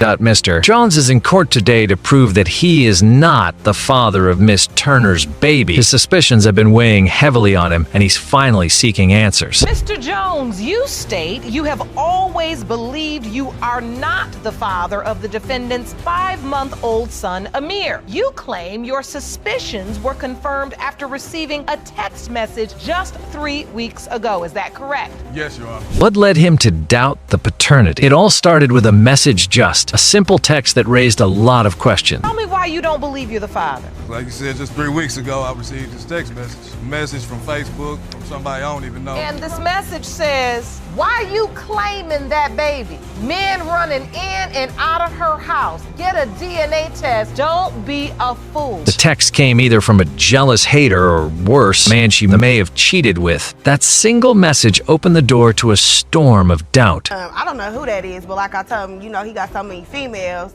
We do got people that's some haters, so it could be a little fake page. Oh, wait a minute. You said haters? Yes. So you think it's a hater just texting him at 12:59 a.m.? I know for a fact it's a little hater, because I don't even know who the person is. So they made it a little fake page. It's a male, Your Honor. Miss Turner admitted she got cozy with her ex because she suspected Mr. Jones was cheating on her. Instead of clarity, the situation spiraled into more confusion. So you start sending friendly good morning texts. Ma'am. How are you? How was your day? Being a little extra friendly and cozy because you thought Mr. Jones was cheating. I ain't thought I knew. So you knew he was cheating. If he was pregnant, I would have said his baby ain't mine. Things got even messier when Mr. Jones received a voicemail. Hearing his girlfriend's unmistakable voice with another man shook him to his core. One day she button-dialed me, or however she called me. I don't know if it was on purpose, but for me, I didn't answer the phone. It was a message. Why left you ain't on answer my the phone, though? voicemail. Why you ain't Didn't answer the phone? Where was he Message at? On my voicemail. Where was he at, though? Why you ain't answer the phone? It was a message. It was late night. I was asleep. Oh, he was in the hotel room. So hold on, Miss Turner, let me hear this story. When you played your voicemail, what'd you hear? I heard moaning. Moaning? I heard moaning, and I heard another man talking in the background. Despite all the drama, Mr. Jones has still been trying to step up and be the best father he can be. His commitment to the child has remained strong, even through the uncertainty. A lot of times, I always tell people when you grow up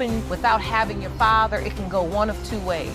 You can either be the father you never had, or you can be the father you never had. Same sentence, two different meanings. And I appreciate, Mr. Jones, you saying you're doing your best to be what you never had, and sometimes you don't even know how to be that.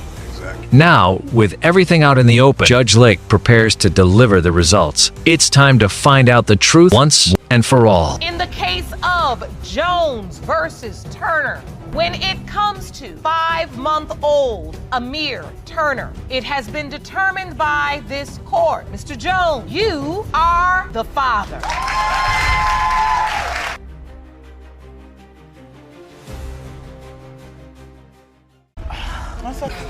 That's okay. When did she tell you this, Miss Moffitt? 2 years ago. But I just want to get this over with. Has been determined by this court. Mr. Johnson, you are... This narrative encompasses a complex web of relationships involving 2 boyfriends, a child, and significant turmoil. Miss Harris finds herself caught between her current partner, Mr. Murray, and her former partner, Mr. Donaldson, both of whom may be the father of her daughter, Anya. The primary objective is to determine the true paternity, but this is merely the onset of a much more tumultuous situation. Ms. Harris, you have been caught in a love triangle. There are 2 men in court today claiming to have fathered your 18-month-old daughter, Anaya. Your current boyfriend, the plaintiff, Mr. Murray, and the defendant, your ex-boyfriend, Mr. Donaldson. Miss Harris recounts how her relationship with Mr. Donaldson deteriorated rapidly following her pregnancy. He expressed doubts about her fidelity and subsequently became involved with another woman, neglecting his responsibilities during the pregnancy. Just when it seemed the turmoil had subsided, his family intervened, complicating matters further. My understanding,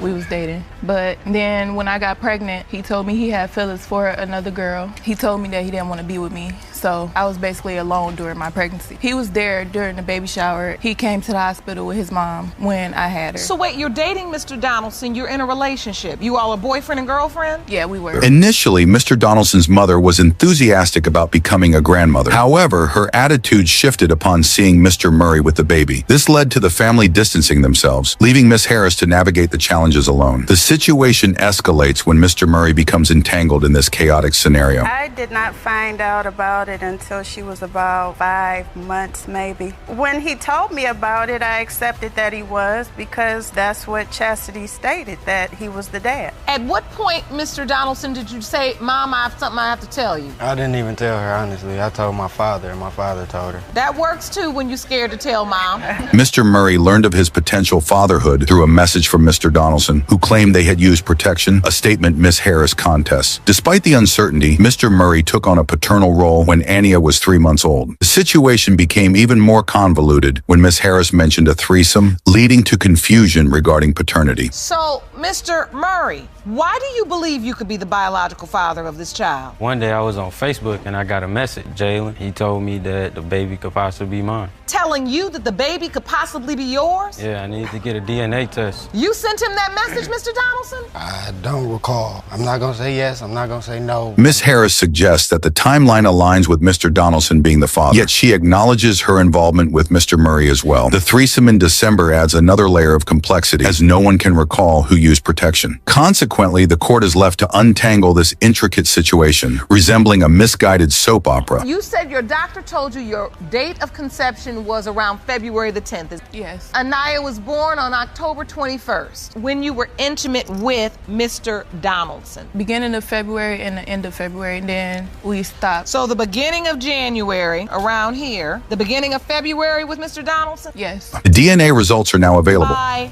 this court. Mr. Murray, you are not the father. That's okay. That's okay.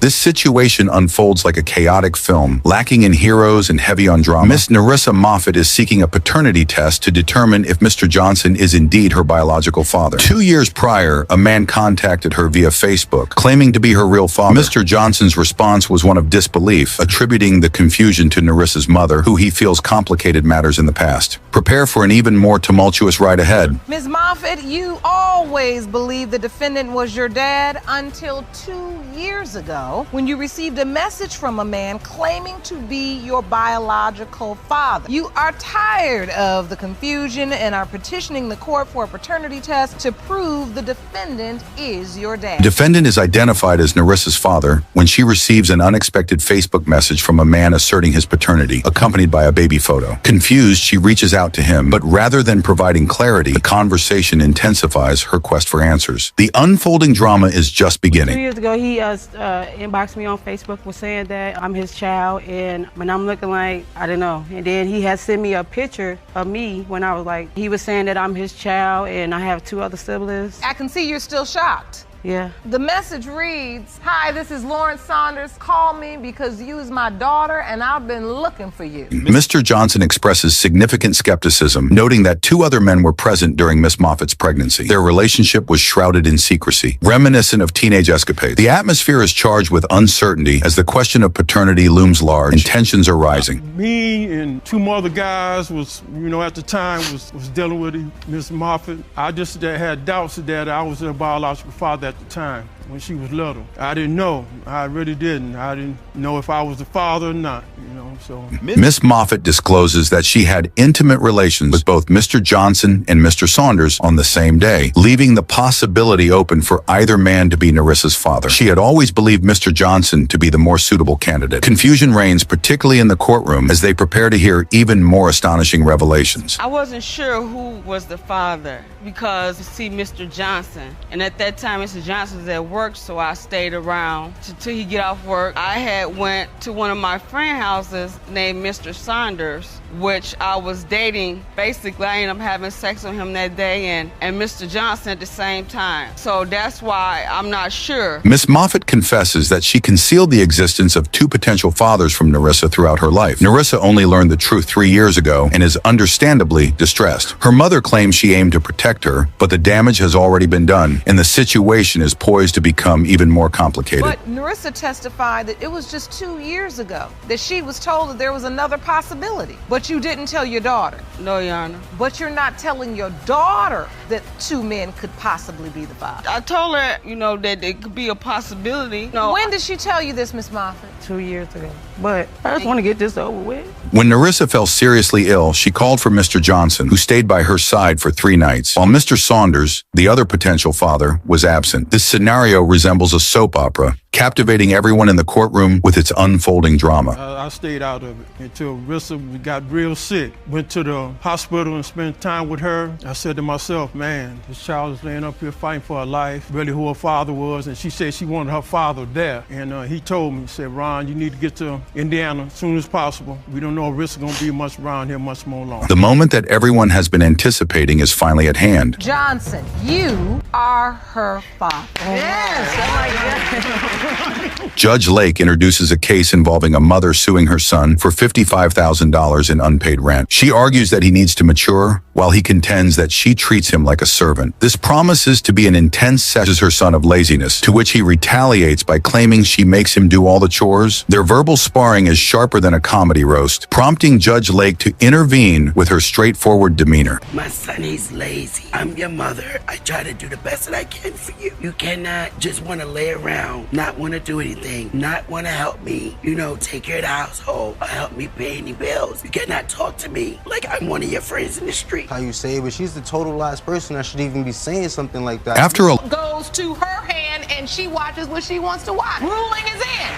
Miss Puyer expresses concern that her son may ruin his life as she did, though her approach is quite severe. Tensions rise as the discussed sister, Natasha, intensifies the situation by criticizing her nephew's behavior and blaming his girlfriend. The atmosphere is chaotic, especially with judgments being made based on household. However, the family remains skeptical, leading to a show me the receipts moment as tensions escalate.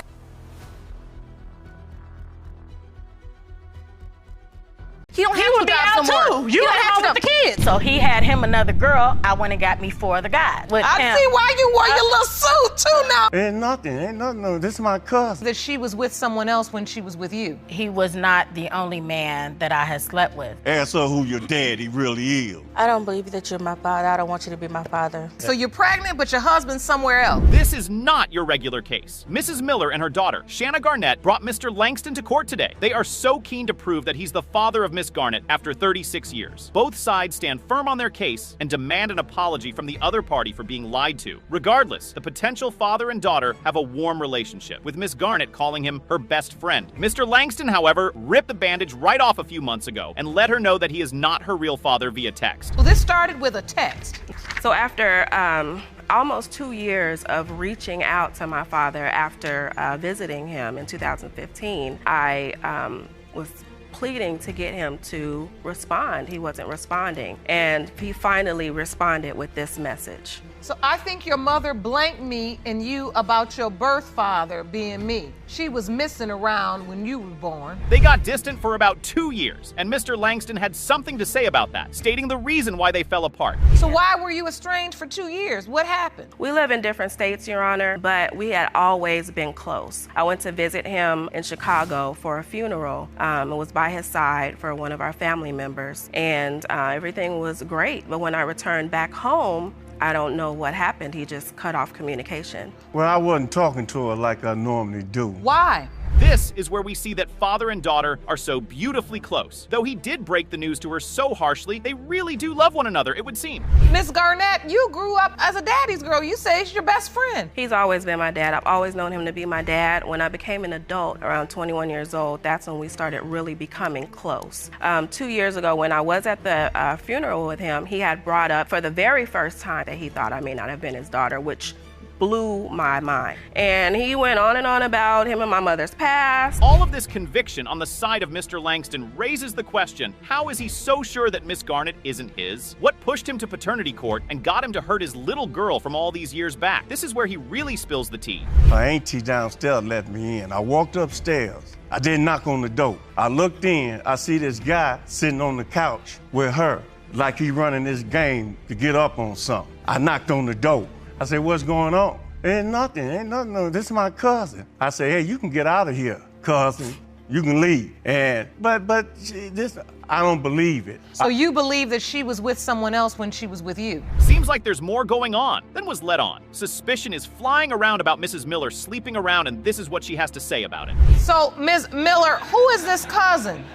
He was not my cousin. He was my sister's husband's cousin, and he was just a family friend as well. Was he someone you were intimate with? No, never. Was he at the house trying to talk to you, see if you have a relationship? He did like me, but there was no way that I wasn't interested in him, and I made that known to him all the time. Now, things are getting spicy. The spotlight is no longer on the father-daughter relationship and is now shining ever so brightly on the mother. However, Mrs. Miller is not having any of it. She stands her ground, and the courtroom is hot like an oven top. She immediately told me, because I pressured her, did you do anything with him? She kept saying no. Then she came around. Okay, I'll tell you the truth. Yeah, I gave him some because he kept knocking on the door back. So I finally gave in and gave him some. Who you getting me mixed up with? I'm serious. Who are you getting me mixed up with? Don't play that. I'm serious. You did that. You told me that. I swear on my dad. Mr. Langston is not having any of it either. He backs his story up with more information and paints Mrs. Miller as a completely dishonest person. And I said, yeah, what are you trying to do? He was trying to get some. I said, yeah, did you give him some? No, I didn't give him none. I said, hey, you know how I am. If you did it, you did it. No, I didn't do it. I said, come on, you might well if you did it. Yeah, I gave him some. He knocking on the door, he kept on bagging and bagging. I finally gave him some. So Lord is my witness. So, Miss Miller, you don't remember this conversation? Fire on Mrs. Miller doesn't cease, as Mr. Langston claims that he can't remember even getting her pregnant in the first place. This gets a reaction from the court. Miss Miller, when you got pregnant, you knew he was the biological father? I knew he was he was the only one I was sleeping with. He knew, didn't he? He the one told me he told me upon conceiving that I was pregnant. Really? I don't recall I that. do. I do. I just don't recall. I don't know how you can forget that. We talked about it in 2001. Okay.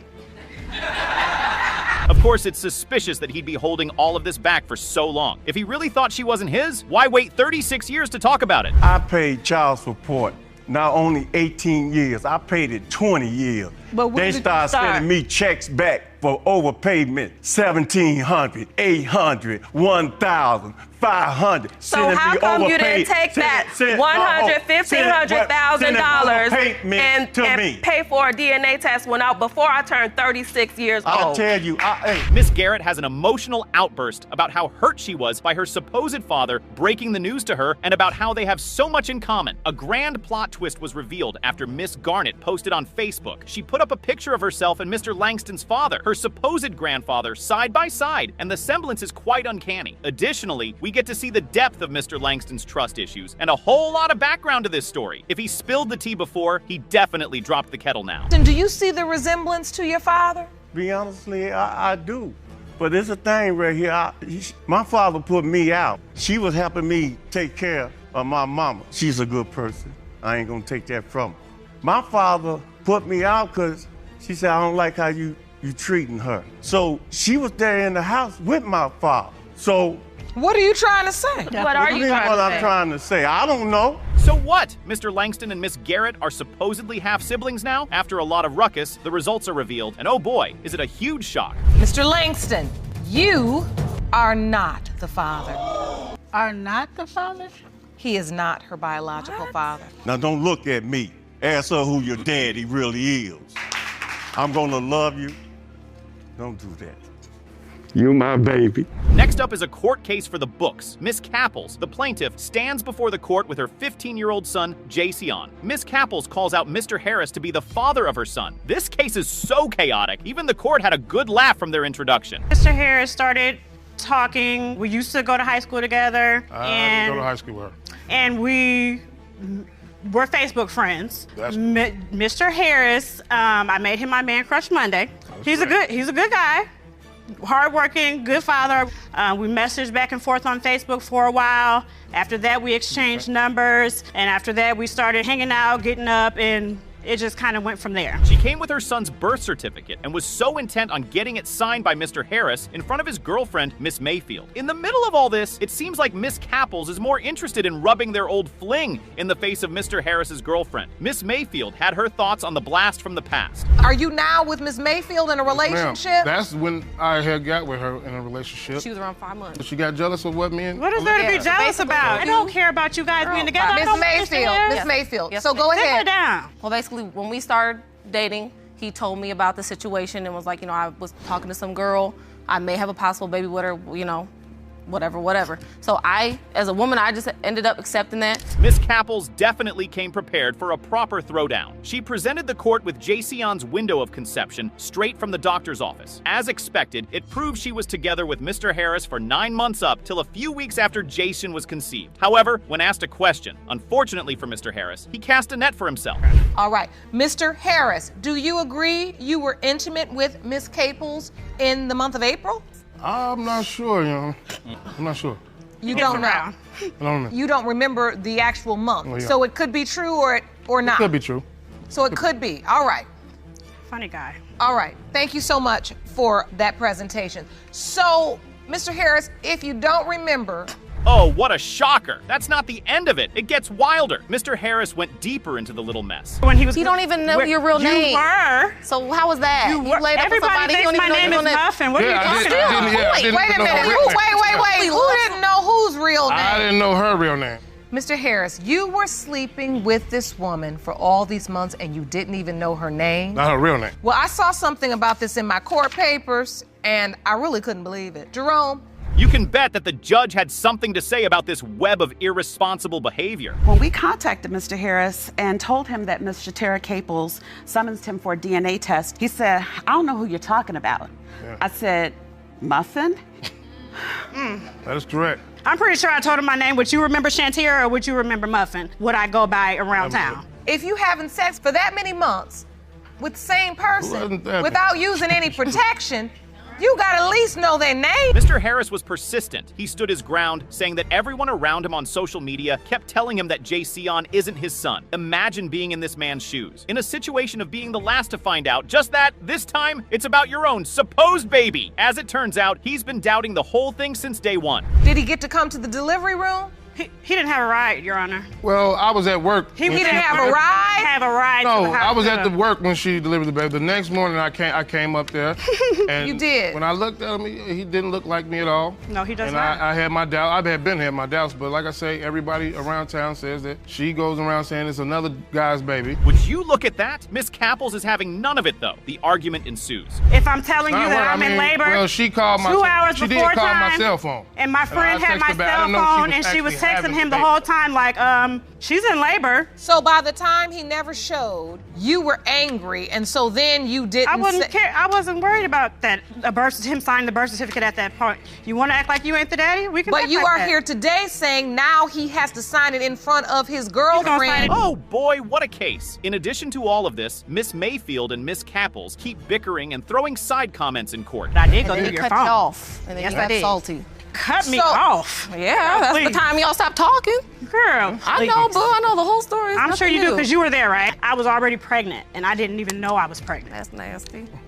Hold on now. Let's. I don't That's the go only out. reason. What are you Because you talking could easily about? give in to him when he did. He don't He have would to be drive out somewhere. too. You He went don't have home to. with the kids. What you talking No, about? he don't. He already- All right, one You at went a home with time. the kids. One at a time, ladies. After raining fire on Miss Capples, Miss Mayfield got her own share of the cake from the judge. There's no nothing. So it's easy to blame Miss Caples, but you also have to look at your man. Because I he wasn't with it, so he participated. wasn't my man at the time. It doesn't matter. It's your man now. I was there. I was for actually you. there in the I hope beginning, he is a dad. like buying Pampers and clothes and hope he stuff. is. But Hope he's- like I said, Miss Cables, had a problem. She disappeared for months. No calls, no texts. Okay, so this is another interesting fact. With the new turn of events, it would seem like Miss Capples was holding out on us. She went on to the meat of the story. She was strongly convinced that Miss Mayfield was stalking her. What a plot twist. Here is what she had to say. Going surgery, getting ready to have my tubes tied. That is my job. She worked. That is my But you job. said, what's your honor, as a woman, I would not want to be in a room with a woman that's having my boyfriend's baby. Okay, so you as a patient, no, you have that's a little too much. But wait a minute, Miss Caples. She does. You work at the hospital, right? Yes, ma'am. And then that was where they told you your station or where you were supposed to be. Yeah. You were We have our assigned to surgery that. today. We got our stuff to do. Yes, ma'am. Now, what? She is a staff at the hospital? Was she attending to Miss Capples on purpose? Oh boy, such questions to have. Regardless of all of this, the results are in, and you wouldn't believe what they are. With all the drama, what happens after the results are in is the most shocking thing ever. Who would have thought? The last thing to expect from this case is an apology from any party, really. Mr. Harris, you are not the father. Thank you. Thank You you. didn't sleep with no one else. Miss Well, I Caples. would like to publicly apologize to Mr. Harris. I honestly thought that it was yours. We messed around. We were intimate a lot, and you know we were. It was a very big possibility that it was yours. If you think you've seen drama in court, I can assure you that you have not seen anything yet. Usually, it takes two parents to biologically make a baby, right? Well, there are at least three parents on the table here. Mrs. Shaw, her daughter Kiona, and LeBron Matthews are in court for completely different things. Mrs. Shaw is here because she hopes Matthews is not Kiona's father. Kiona is here because she hopes Matthews is her father. Matthew is here because, oh well, he just got a new suit. After the way that things went with I him. see why you wore your little suit too now, Mr. Matthews. I said he's real ready for court, ain't he? Go ahead. What are you about to say, Miss Shaw? Oh God, is the one that's been consistent. In these court cases, we hear situations about baby mamas, exes being in court together, but this time it's way different. The relationship between these two people that brought about Kiona is wilder than anything you've thought about, trust me. I looked at him, I turned around and I looked at his wife. And did somebody say wife? Yeah, they both were married. So you, and you had a husband? Yes. Yes. Oh, so you came to court with your wife? Correct. No wonder you said you never had sex with this woman.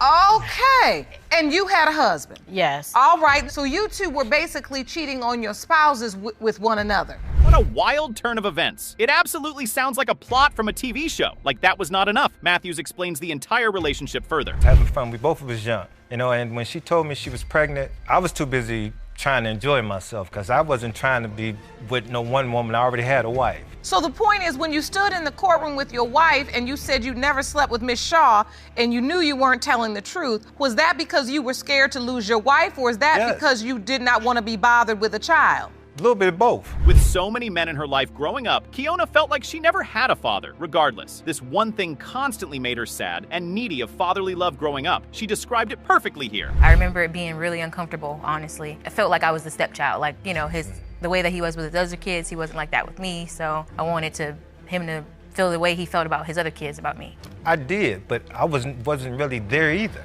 You know, if I wasn't at work, I was ripping and running. So, Ms. Shaw, I want to know from that point, you decided, I'm not even going to be bothered with... Speaking of the men in Keona's life growing up, her mother, Mrs. Shaw, did not hold back. She kept them coming. Or did you say that because you knew you had a paternity doubt, but you just weren't going to be bothered with him because he lied? He was not the only man that I had slept with.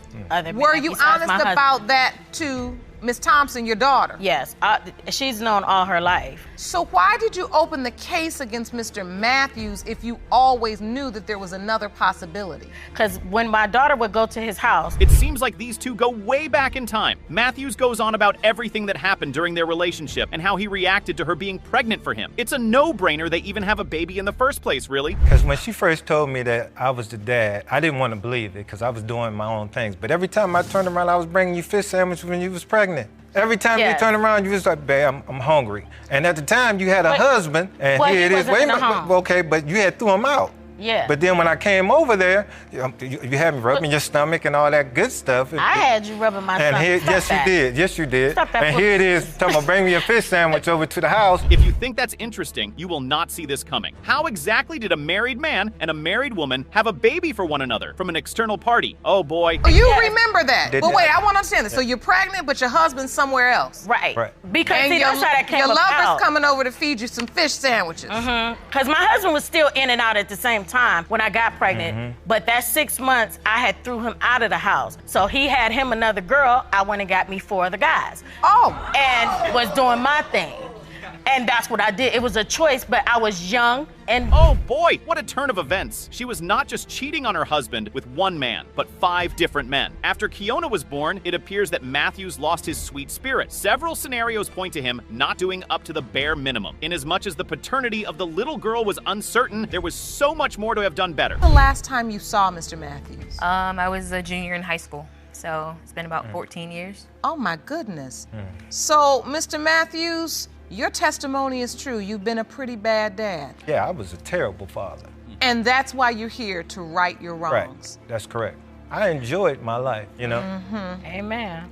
You're right. I mean, let's be honest. Yes. It's in the context of what your enjoyment was. Right. There's just too much drama unraveled in court with this case. However, taking the spotlight away from Matthews and to Mrs. Shaw's now late husband, Mr. Brooks, he announced that Kiona wasn't his, with just one gaze at her when she was born. My grandmother, went over there and seen the baby because Miss Shaw was living at the time. Rumors fly around. First, my grandmother told my mother, then my mother told me, and I was like, nah, I'm not gonna sit back there and say yes. What did they say?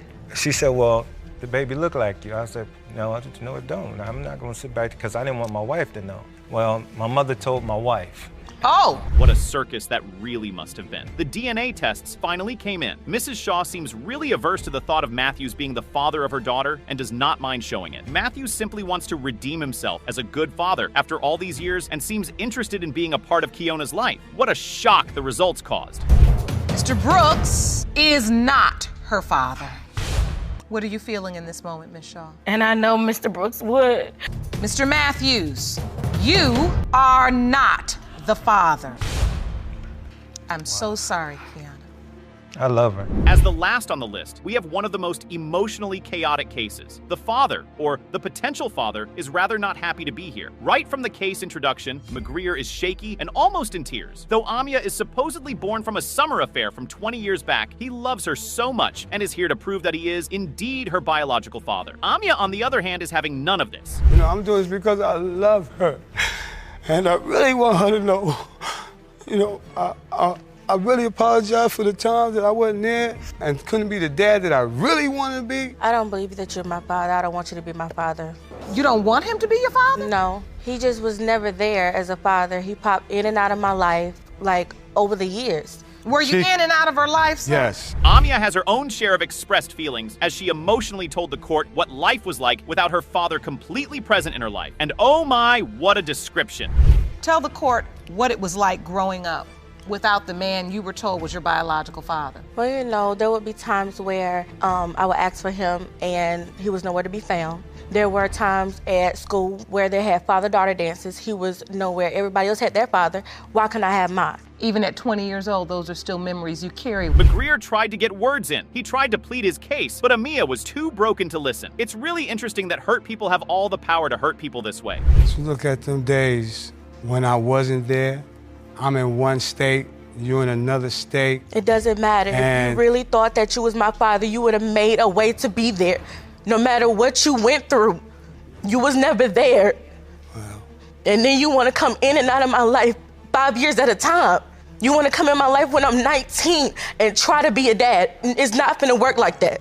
Essentially, Amia explained with so much pain that he skipped 6 to 7 years of her life at intervals, and that does not give him the right to suddenly want to show up right now. Still should have been there. It doesn't matter. I understand how you feel. No, you don't. Oh, I understand how you feel. No, you don't. Because if you did, you would have made an effort to be there no matter what. But I did make efforts to be there with you. But you bounced in and out of my life. But when I could, I did. It does not matter. You should have been the father. At the end of the day, you should have been a father. I'm still your dad. McGreer, still lost for words, kept saying repeatedly that his lifestyle did not permit him to be the father he was meant to be. Away from the father and daughter for a minute, we get to understand the relationship between the mother, Ms. Wade, and the potential father. They had a summer affair, broke up, and she started dating another man about 2 weeks later. Fast forward to the father and daughter's first meeting, Amia was already 2.5 months old. She continues with this tasty ultimatum. Did you tell Mr. McGreer you were pregnant when you found out? He wasn't there during the pregnancy. By the time he got back in touch with me and came back down to Greenwood, I had already had Amia. Amia was about 2.5 months old the first time he actually seen her. We tried to work it out then, but things just didn't work out, and I actually gave him an ultimatum. I actually told him, it's either me and your daughter, or it's your lifestyle. If you thought Amia was done talking about her hurt, oh boy, are you wrong. She recalled memories from her childhood that hurt her the most. He made so many promises that he didn't keep. When I was 13, promised to get me a whole new wardrobe of clothes for school. I had to go to school with the same clothes I put last year, and that resulted into me being bullied all high school. So as a result, I think that was his fault. There were times where little things like the bookmobile came around. I wanted a book called My Dad for $10, didn't get it. Oh boy, isn't that the wildest thing? As it would turn out, there are other kids. Wait for it. Do you hear her when she's speaking, Mr. McGreer? Yes. Actually, Mia actually got more time than any of my other kids, except for the newborns that I have. But Ms. Wade, I think she feels a level of envy. Because you are so focused on raising those children, and she felt like, well, if you could get focused on raising these children, why couldn't you get focused on raising me? Newborns. It keeps getting wilder. Amia goes on to narrate how there was another father figure in her life since she was about 11 years old, and it seems like he was everything she ever dreamed of. He would just come around and speak to me, you know, give me a little change, like pocket full of change. He said that he could be my father, and that's when he automatically introduced me to like 6 of his other kids. And after that, I spent more time with them. He's been taking care of me ever since that age. He has been there for my prom days. He spent time with me and his other children. He took us to the zoo. He spent quality time. After Miss Wade was asked about this perfect father, she revealed that it was the person that she got into a relationship with after her little summer fling 20 years ago. What an interesting turn of events. As everything was getting wrapped up, McGreer spoke to his potential daughter about their reality. And if you allow me, there'll be no more broken promises. There'll be no more broken promises. I don't like to make promises that I can't keep. That hurts me even more not to be able to come through when I say that. You know, that takes a lot. You know, I let my own down. And I let myself down even more because where I'm at today is for me. It's for me. What a beautiful outburst of emotion. Such raw genuinity that can't possibly be faked. To wrap all this up, the results are finally in. You did not see these reactions coming. Are not the father. I'm so sorry. But like I said, the broken promises won't be broken. And this doesn't change what I feel for you. Even though you're not my father, I will allow you to be She let him be her father, huh? Isn't that something? Judge Lake had the perfect words to conclude the case. I know that was not what you expected to hear. Even though you came here saying you had the information that suggested someone else was your biological father. But Mr. McGreer, I want you to keep loving that arm you got around her, just like that. I can see how much you've grown. The golden rule is you never use a condom that the stripper gives you. Yeah, you bring your own, and I can't. Did you know that rule, Jerome? Oh, that's what y'all doing online? Oh, no, Your Honor. I did not know nothing about that profile right there. I did not know nothing about that one. Mr. Leonard knew companionship like that. He knew it when he hit me up. If I wasn't having children. Well, apparently not grown up enough, because you like your fiddletails, don't you? Yeah, okay, Miss Three Men. Grow up, David. She claims a man tricked her into wanting a baby and wanting to have a family. The big question is, does anyone really get tricked into wanting a family if you don't actually want it? Anyway, that happened to be the case here. Ms. McDaniel was in court today, claiming she was tricked by Mr. Lennon into wanting to have a child with him. But as soon as she got pregnant and had her baby, he wasn't as persuasive as he was before. Mr. Lennon, in his view, said she was a gold digger, and all she wanted was his money. Let's find out who's telling the truth, shall we? You say you were tricked into having a baby by the defendant, Mr. Lennon, but once you got pregnant, he ditched you and immediately denied he'd fathered your baby. Is that correct? Yes, Your Honor. Mr. Lennon, you say the plaintiff is nothing but a promiscuous gold digger and there is no way you're her son's biological father. You suggest she contact the multiple men she slept with during the window of conception. As you would expect, the first question in Judge Lowen's interrogation session was how Ms. McDaniel was tricked into having a baby. The way she claimed it happened, you would think Mr. Lennon cast some kind of spell on her, trust me. She claimed he told her that he wanted to have a child that was biologically his. Apparently, he already had 2 kids that weren't his from birth, but Mr. Lennon said all that was a lie, and he met her on a dating site. From his facial expressions, trust me, this man wanted nothing to do with Ms. McDaniel's baby. Biologically his because he have 2 that's not his, and he's the deadest because he signed a birth certificate. You know, Your Honor, that's not true. When the simple fact is, when I met her off of a site. And from me meeting her from a site, I wanted to see what kind of person she is and see if she wanted to have a life. He also wanted to have sex with me, Your Honor. He asked me for my number on the site. Things were starting to get quite interesting in the courtroom. In Ms. McDaniel's story, her hopes were very high on finding someone whom she could have a beautiful romantic relationship with. Was that how it played out when she met Mr. Lennon? Oh, trust me, it was no romantic setting, trust me. The very first they met, the first thing they did was have sex. If you ask me, I doubt any of them were looking for a long-term relationship. The craziest part was they didn't even wait to get home before it went down. They had sex on the road. Looks like Mr. Lennon likes his women a little bit freaky. Too, when you meet a person, they tell on their own self what they're about. When we had sex on the road, when I pulled over, we had sex on the road. Then when we got to my house... Oh, wait a minute. I thought you meant like down the road, like a wild path. You meant literally on the road. Oh, no, not like that. When we pulled over, we had sex on the road, off of the road. But then when we got to my house after we had sex, the first was all on his mind when he hit me up. Here's where the questioning from Judge Lauren gets pretty intense. Both Mr. Lennon and Ms. McDaniel finally admitted to the courtroom that they had sex on the very first night, even though they weren't so proud of themselves that they did. But here comes the juicy part. Mr. Lennon initially wanted to be her boyfriend from the very start. After finding out she was 15 years older than she was, he decided to play the card of wanting to be her sugar daddy. Well, Mr. Lennon, that's not a very good move. Boyfriend, which I quote-unquote my sugar daddy. That's not true at all. Your sugar daddy? My sugar daddy. Oh, no. Your Honor, hold on, wait. What's the age difference here? I'm 42. What's the age difference here? 42? Yes, and you 27. Okay, so 15 years. So a sugar daddy. Were you looking for a sugar daddy? Me, I was looking for somebody to really be my boyfriend. Okay, let's dive into the evidence aspect of this case, shall we? The question on everyone's mind is what attracted them to each other. Trust me, the things you're about to hear will leave you speechless. It looks like Ms. McDaniel wasn't telling the whole truth after all. In a way, she was looking for a sugar daddy.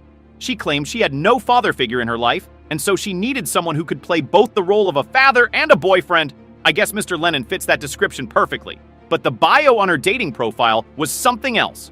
Big, beautiful woman. So Mr. Lennon promise there are no disappointments. So treat yourself to this big chocolate bunny.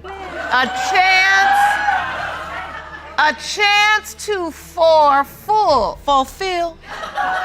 So fulfill all your wishes and desires. I'm waiting to hear from you. Oh, that's what y'all doing online? You couldn't really blame Mr. Lennon for his hesitation to accept the baby.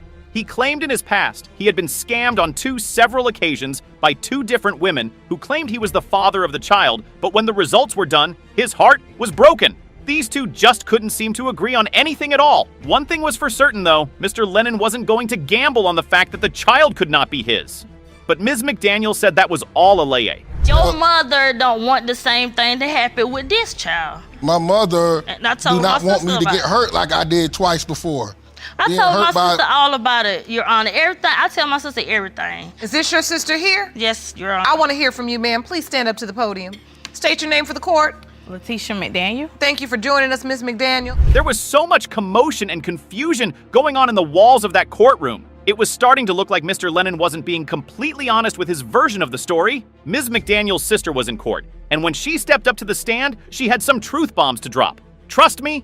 Apparently, Mr. Lennon had told her in one of their conversations that he was going to take care of the baby. Confusing, right? I even had a conversation with Mr. Lerner. And what did he say? About he was going to take care of her. No, Your Honor, I did not say that. Take care I of did the not baby. say that He to was that gonna woman. put her and the No, baby I did not say in that. a No, the only time I house. talked to your sister is when she was in the hospital, and that's when I was introduced to her. Y'all called me from the hospital, and then you hadn't heard of phone. But you did tell me that you I was did going to not take tell you care that, of both sweetie. of I them. did not tell you that. Okay. I did not tell you that. These 2 had given Judge Lawrence so much headache.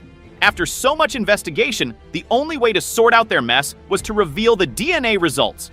It's finally time to see who among these 2 has actually been telling the truth. Eyes on the judge, people. Mr. Lennon, you are not the father. Like I told you. Plaintiffs can lie, but the DNA don't lie. It doesn't lie. Ms. Heiser definitely didn't enjoy her marriage to her ex-husband. Trust me, with the way they referred to each other in that courtroom, you could tell there were almost no happy moments in their marriage. Now Ms. Heiser referred to her husband as a deadbeat who abandoned her and his only daughter, all because he felt she was unfaithful to him. Mr. Onbe claimed the child wasn't his, and her cheating skills were top legendary. I didn't tell you these 2 had a bad fallout. Sir, you say your ex-husband, Mr. Onbe, is a textbook deadbeat who abandoned you and your daughter almost 20 years ago. You claim Mr. Onbe has spent that time inventing outlandish excuses for denying his only daughter, but you say it all comes down to child support. Is that correct? Yes, Your Honor. Ms. Heiser wasted no time in explaining what she meant when she referred to her ex-husband as a deadbeat. It was almost impossible to not see how disappointed she was in herself for getting married to Mr. Onbe. She claimed that since the birth of her daughter, he was never present to support her and her child in every way that a husband should. Talk about someone having so much regret that they met a person. Ms. Heiser fits the description perfectly. Heiser, what do you mean by textbook deadbeat? Exactly what it means, Your Honor. He's never been there for Gabrielle since birth. Emotionally, physically, financially, in every term a father should be. In the beginning, when I first met him, he seemed like a stand-up guy, a family man. Within the first year, we decided to get married. Now, there are always 2 sides to a story, and it was time to hear from Mr. Onbe why he felt he wasn't the father of Ms. Heiser's child. When he was asked why he had doubts about being the father, the things that came out of his mouth left the entire courtroom speechless. He said one random evening, a man who he had never met before walked up to him and asked him what they were going to do about his daughter. Oh, trust me, you heard perfectly. If that happened to me, I'd definitely get a DNA test done as soon as possible. Another man had walked up on me and asked me what we were going to do about his child. Referring to Gabby? Yes, ma'am. So a man walks up to you on the street and just says, I'm the father of your wife's baby. Basically. Did you ever ask your wife about this? She basically blew me off. Ms. Heiser, do you remember this conversation? It's the biggest lie I've ever heard, Your Honor. Ms. Heiser was on all-out defense in the courtroom. She said that she had never heard the story of a random guy walking up to meet Mr. Onbe and asking him that question. In fact, she was just hearing that side of the story for the first time in the courtroom. Now, who among the both of them is telling the truth? Things escalated pretty quickly, and Mr. Onbe dropped another truth bomb saying, Ms. Heiser always kept 3 men around who she slept with frequently. I've never heard of this at all, Your Honor, before today. She keeps at least 3 men around.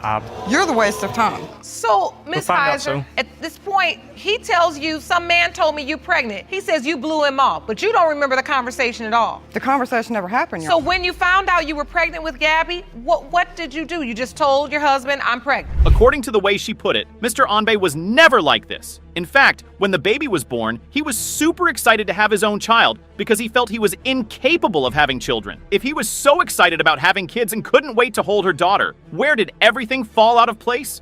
I mean, for 2 people to get married, they must have at least had some level of love in their hearts, right? So you tell him you're pregnant and he's happy. Did he express any doubt at the time? He didn't express any doubt until about 3-4 months down the line when we had our first argument. We didn't speak for a couple of months. Then he came back again, another argument, takes off again. That was his style. David don't face anything head on, including parenthood. He runs. I'll face anything I need to if it's mine. Okay, David. Judge Lauren was making no progress with both Mr. Onbe and Ms. Heiser. You could even say it felt like an interrogation session gone wrong, because all these 2 wanted to do was argue and argue and argue. There was no other choice left than to speak to the daughter in question and ask her how she felt about the whole situation. Guess what? She also admitted that she never felt a fatherly presence in her life. He was never really been in my life. My 5-year-old birthday party, he showed up to it for about 10 minutes and he left, told me he was going for a toy and didn't show back up with this toy and didn't see him for years later, So he came to your 5th birthday for 10 minutes and told you, I'm gonna go get a toy. And never came back. Never came back. Well, it was evidence time, and Mr. Onbe went straight to the evidence board to further explain why he couldn't trust Ms. Heiser while they were married. Looks like Ms. Heiser was no saint after all, and Mr. Onbe had his reasons for doubting the pregnancy. He was one very good detective because the way he uncovered how his wife was cheating on him will blow your mind. He told me what was going on, so I immediately shot out the back door, cut across the neighbors, and came over to the house, to the front door, in which was open. So I opened the door. The bedroom is maybe 40 feet from the front door. Well, the suspense is finally over, and the hassle of who the dad of their child is about to be revealed. It's been a bumpy and funny ride with Mr. Onbe and Ms. Heiser. All eyes are on the judge as she unleashes the truth. Get ready, paternity folks! Has been determined by this court. Mr. Onbe, you are the father. I can see you truly shocked. Yes, ma'am.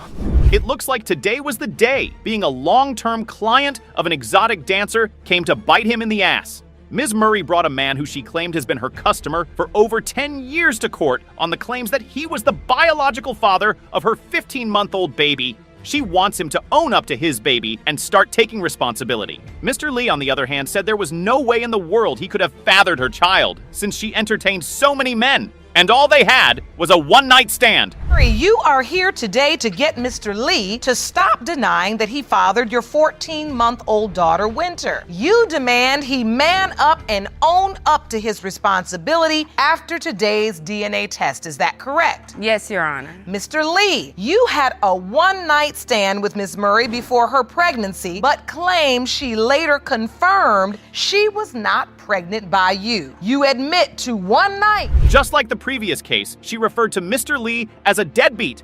She claimed he had not done anything for her baby, and she had no idea why he was denying fathering her child. In Mr. Lee's defense, he claimed to already have 6 kids whom he provided for without any issues. She was only trying to put the baby on him because she knew he was a good guy. For some reason, the courtroom was not buying his story, and so was the judge. Not done anything for Winter. That's ludicrous. I have 6 other kids. Exactly. And I am not the father of her baby. She wants this because she's trying to pin this baby on me because she know I'm a good guy and I'm a good father. You're not a good anything. You're a deadbeat. You barely take care of them 6 kids that you got. So. And Winter's 15 months, and you're saying that Mr. Lee hasn't done anything for? He has not done nothing. Well, you can trust Judge Lauren to dive straight into the interrogative aspect of the case. The whole courtroom was looking forward to this aspect because they wanted to know how Mr. Lee and Ms. Murray found themselves in such a funny situation. The skeleton started to pop out of the closet and the truth started to drop bit by bit. Ms. Murray said she was a very good dancer for Mr. Lee. Hearing that, I'm sure you see why no one wants to believe his side of the story. I met Mr. Lee at the club. I used to be a dancer, and he was my customer for about 10 years. So that's really how I met him. He was infatuated with showbiz. But once he got to know Demiki, he did not like me, and he's taking it out on his innocent child. But he was your customer for 10 years. Them lies. Mr. Lee, tell me about this woman you fell for. Was it? Things could only get more intense with these two. Both of them were very good at one thing, and that was calling each other lairs. Oh, trust me, they knew how to play that game really well. Now Mr. Lee admitted that he broke what he would like to call the golden rule. Trust me, your jaws are going to drop when you find out what his golden rule is. It will leave you speechless, just as everyone in the courtroom was left speechless. You know, I broke the golden rule. You broke the what? The golden rule. The golden rule? Yes. What's the golden rule? You never use the stripper's condom. Never. It was not mine, Fabian. It was yours. Oh, the golden rule is you never use a condom that the stripper gives you. Yeah, you bring your own, and I can't. Did you know that rule, Jerome? No, but here's where the cat jumps out of the box. If you remember, the initial story was that they only had sex once because it was a one-night stand. Well, guess what? The story changed all right. Now they were saying they had sex again, and this time it was without a condom. Oh, trust me, it was really hard getting the truth from these two.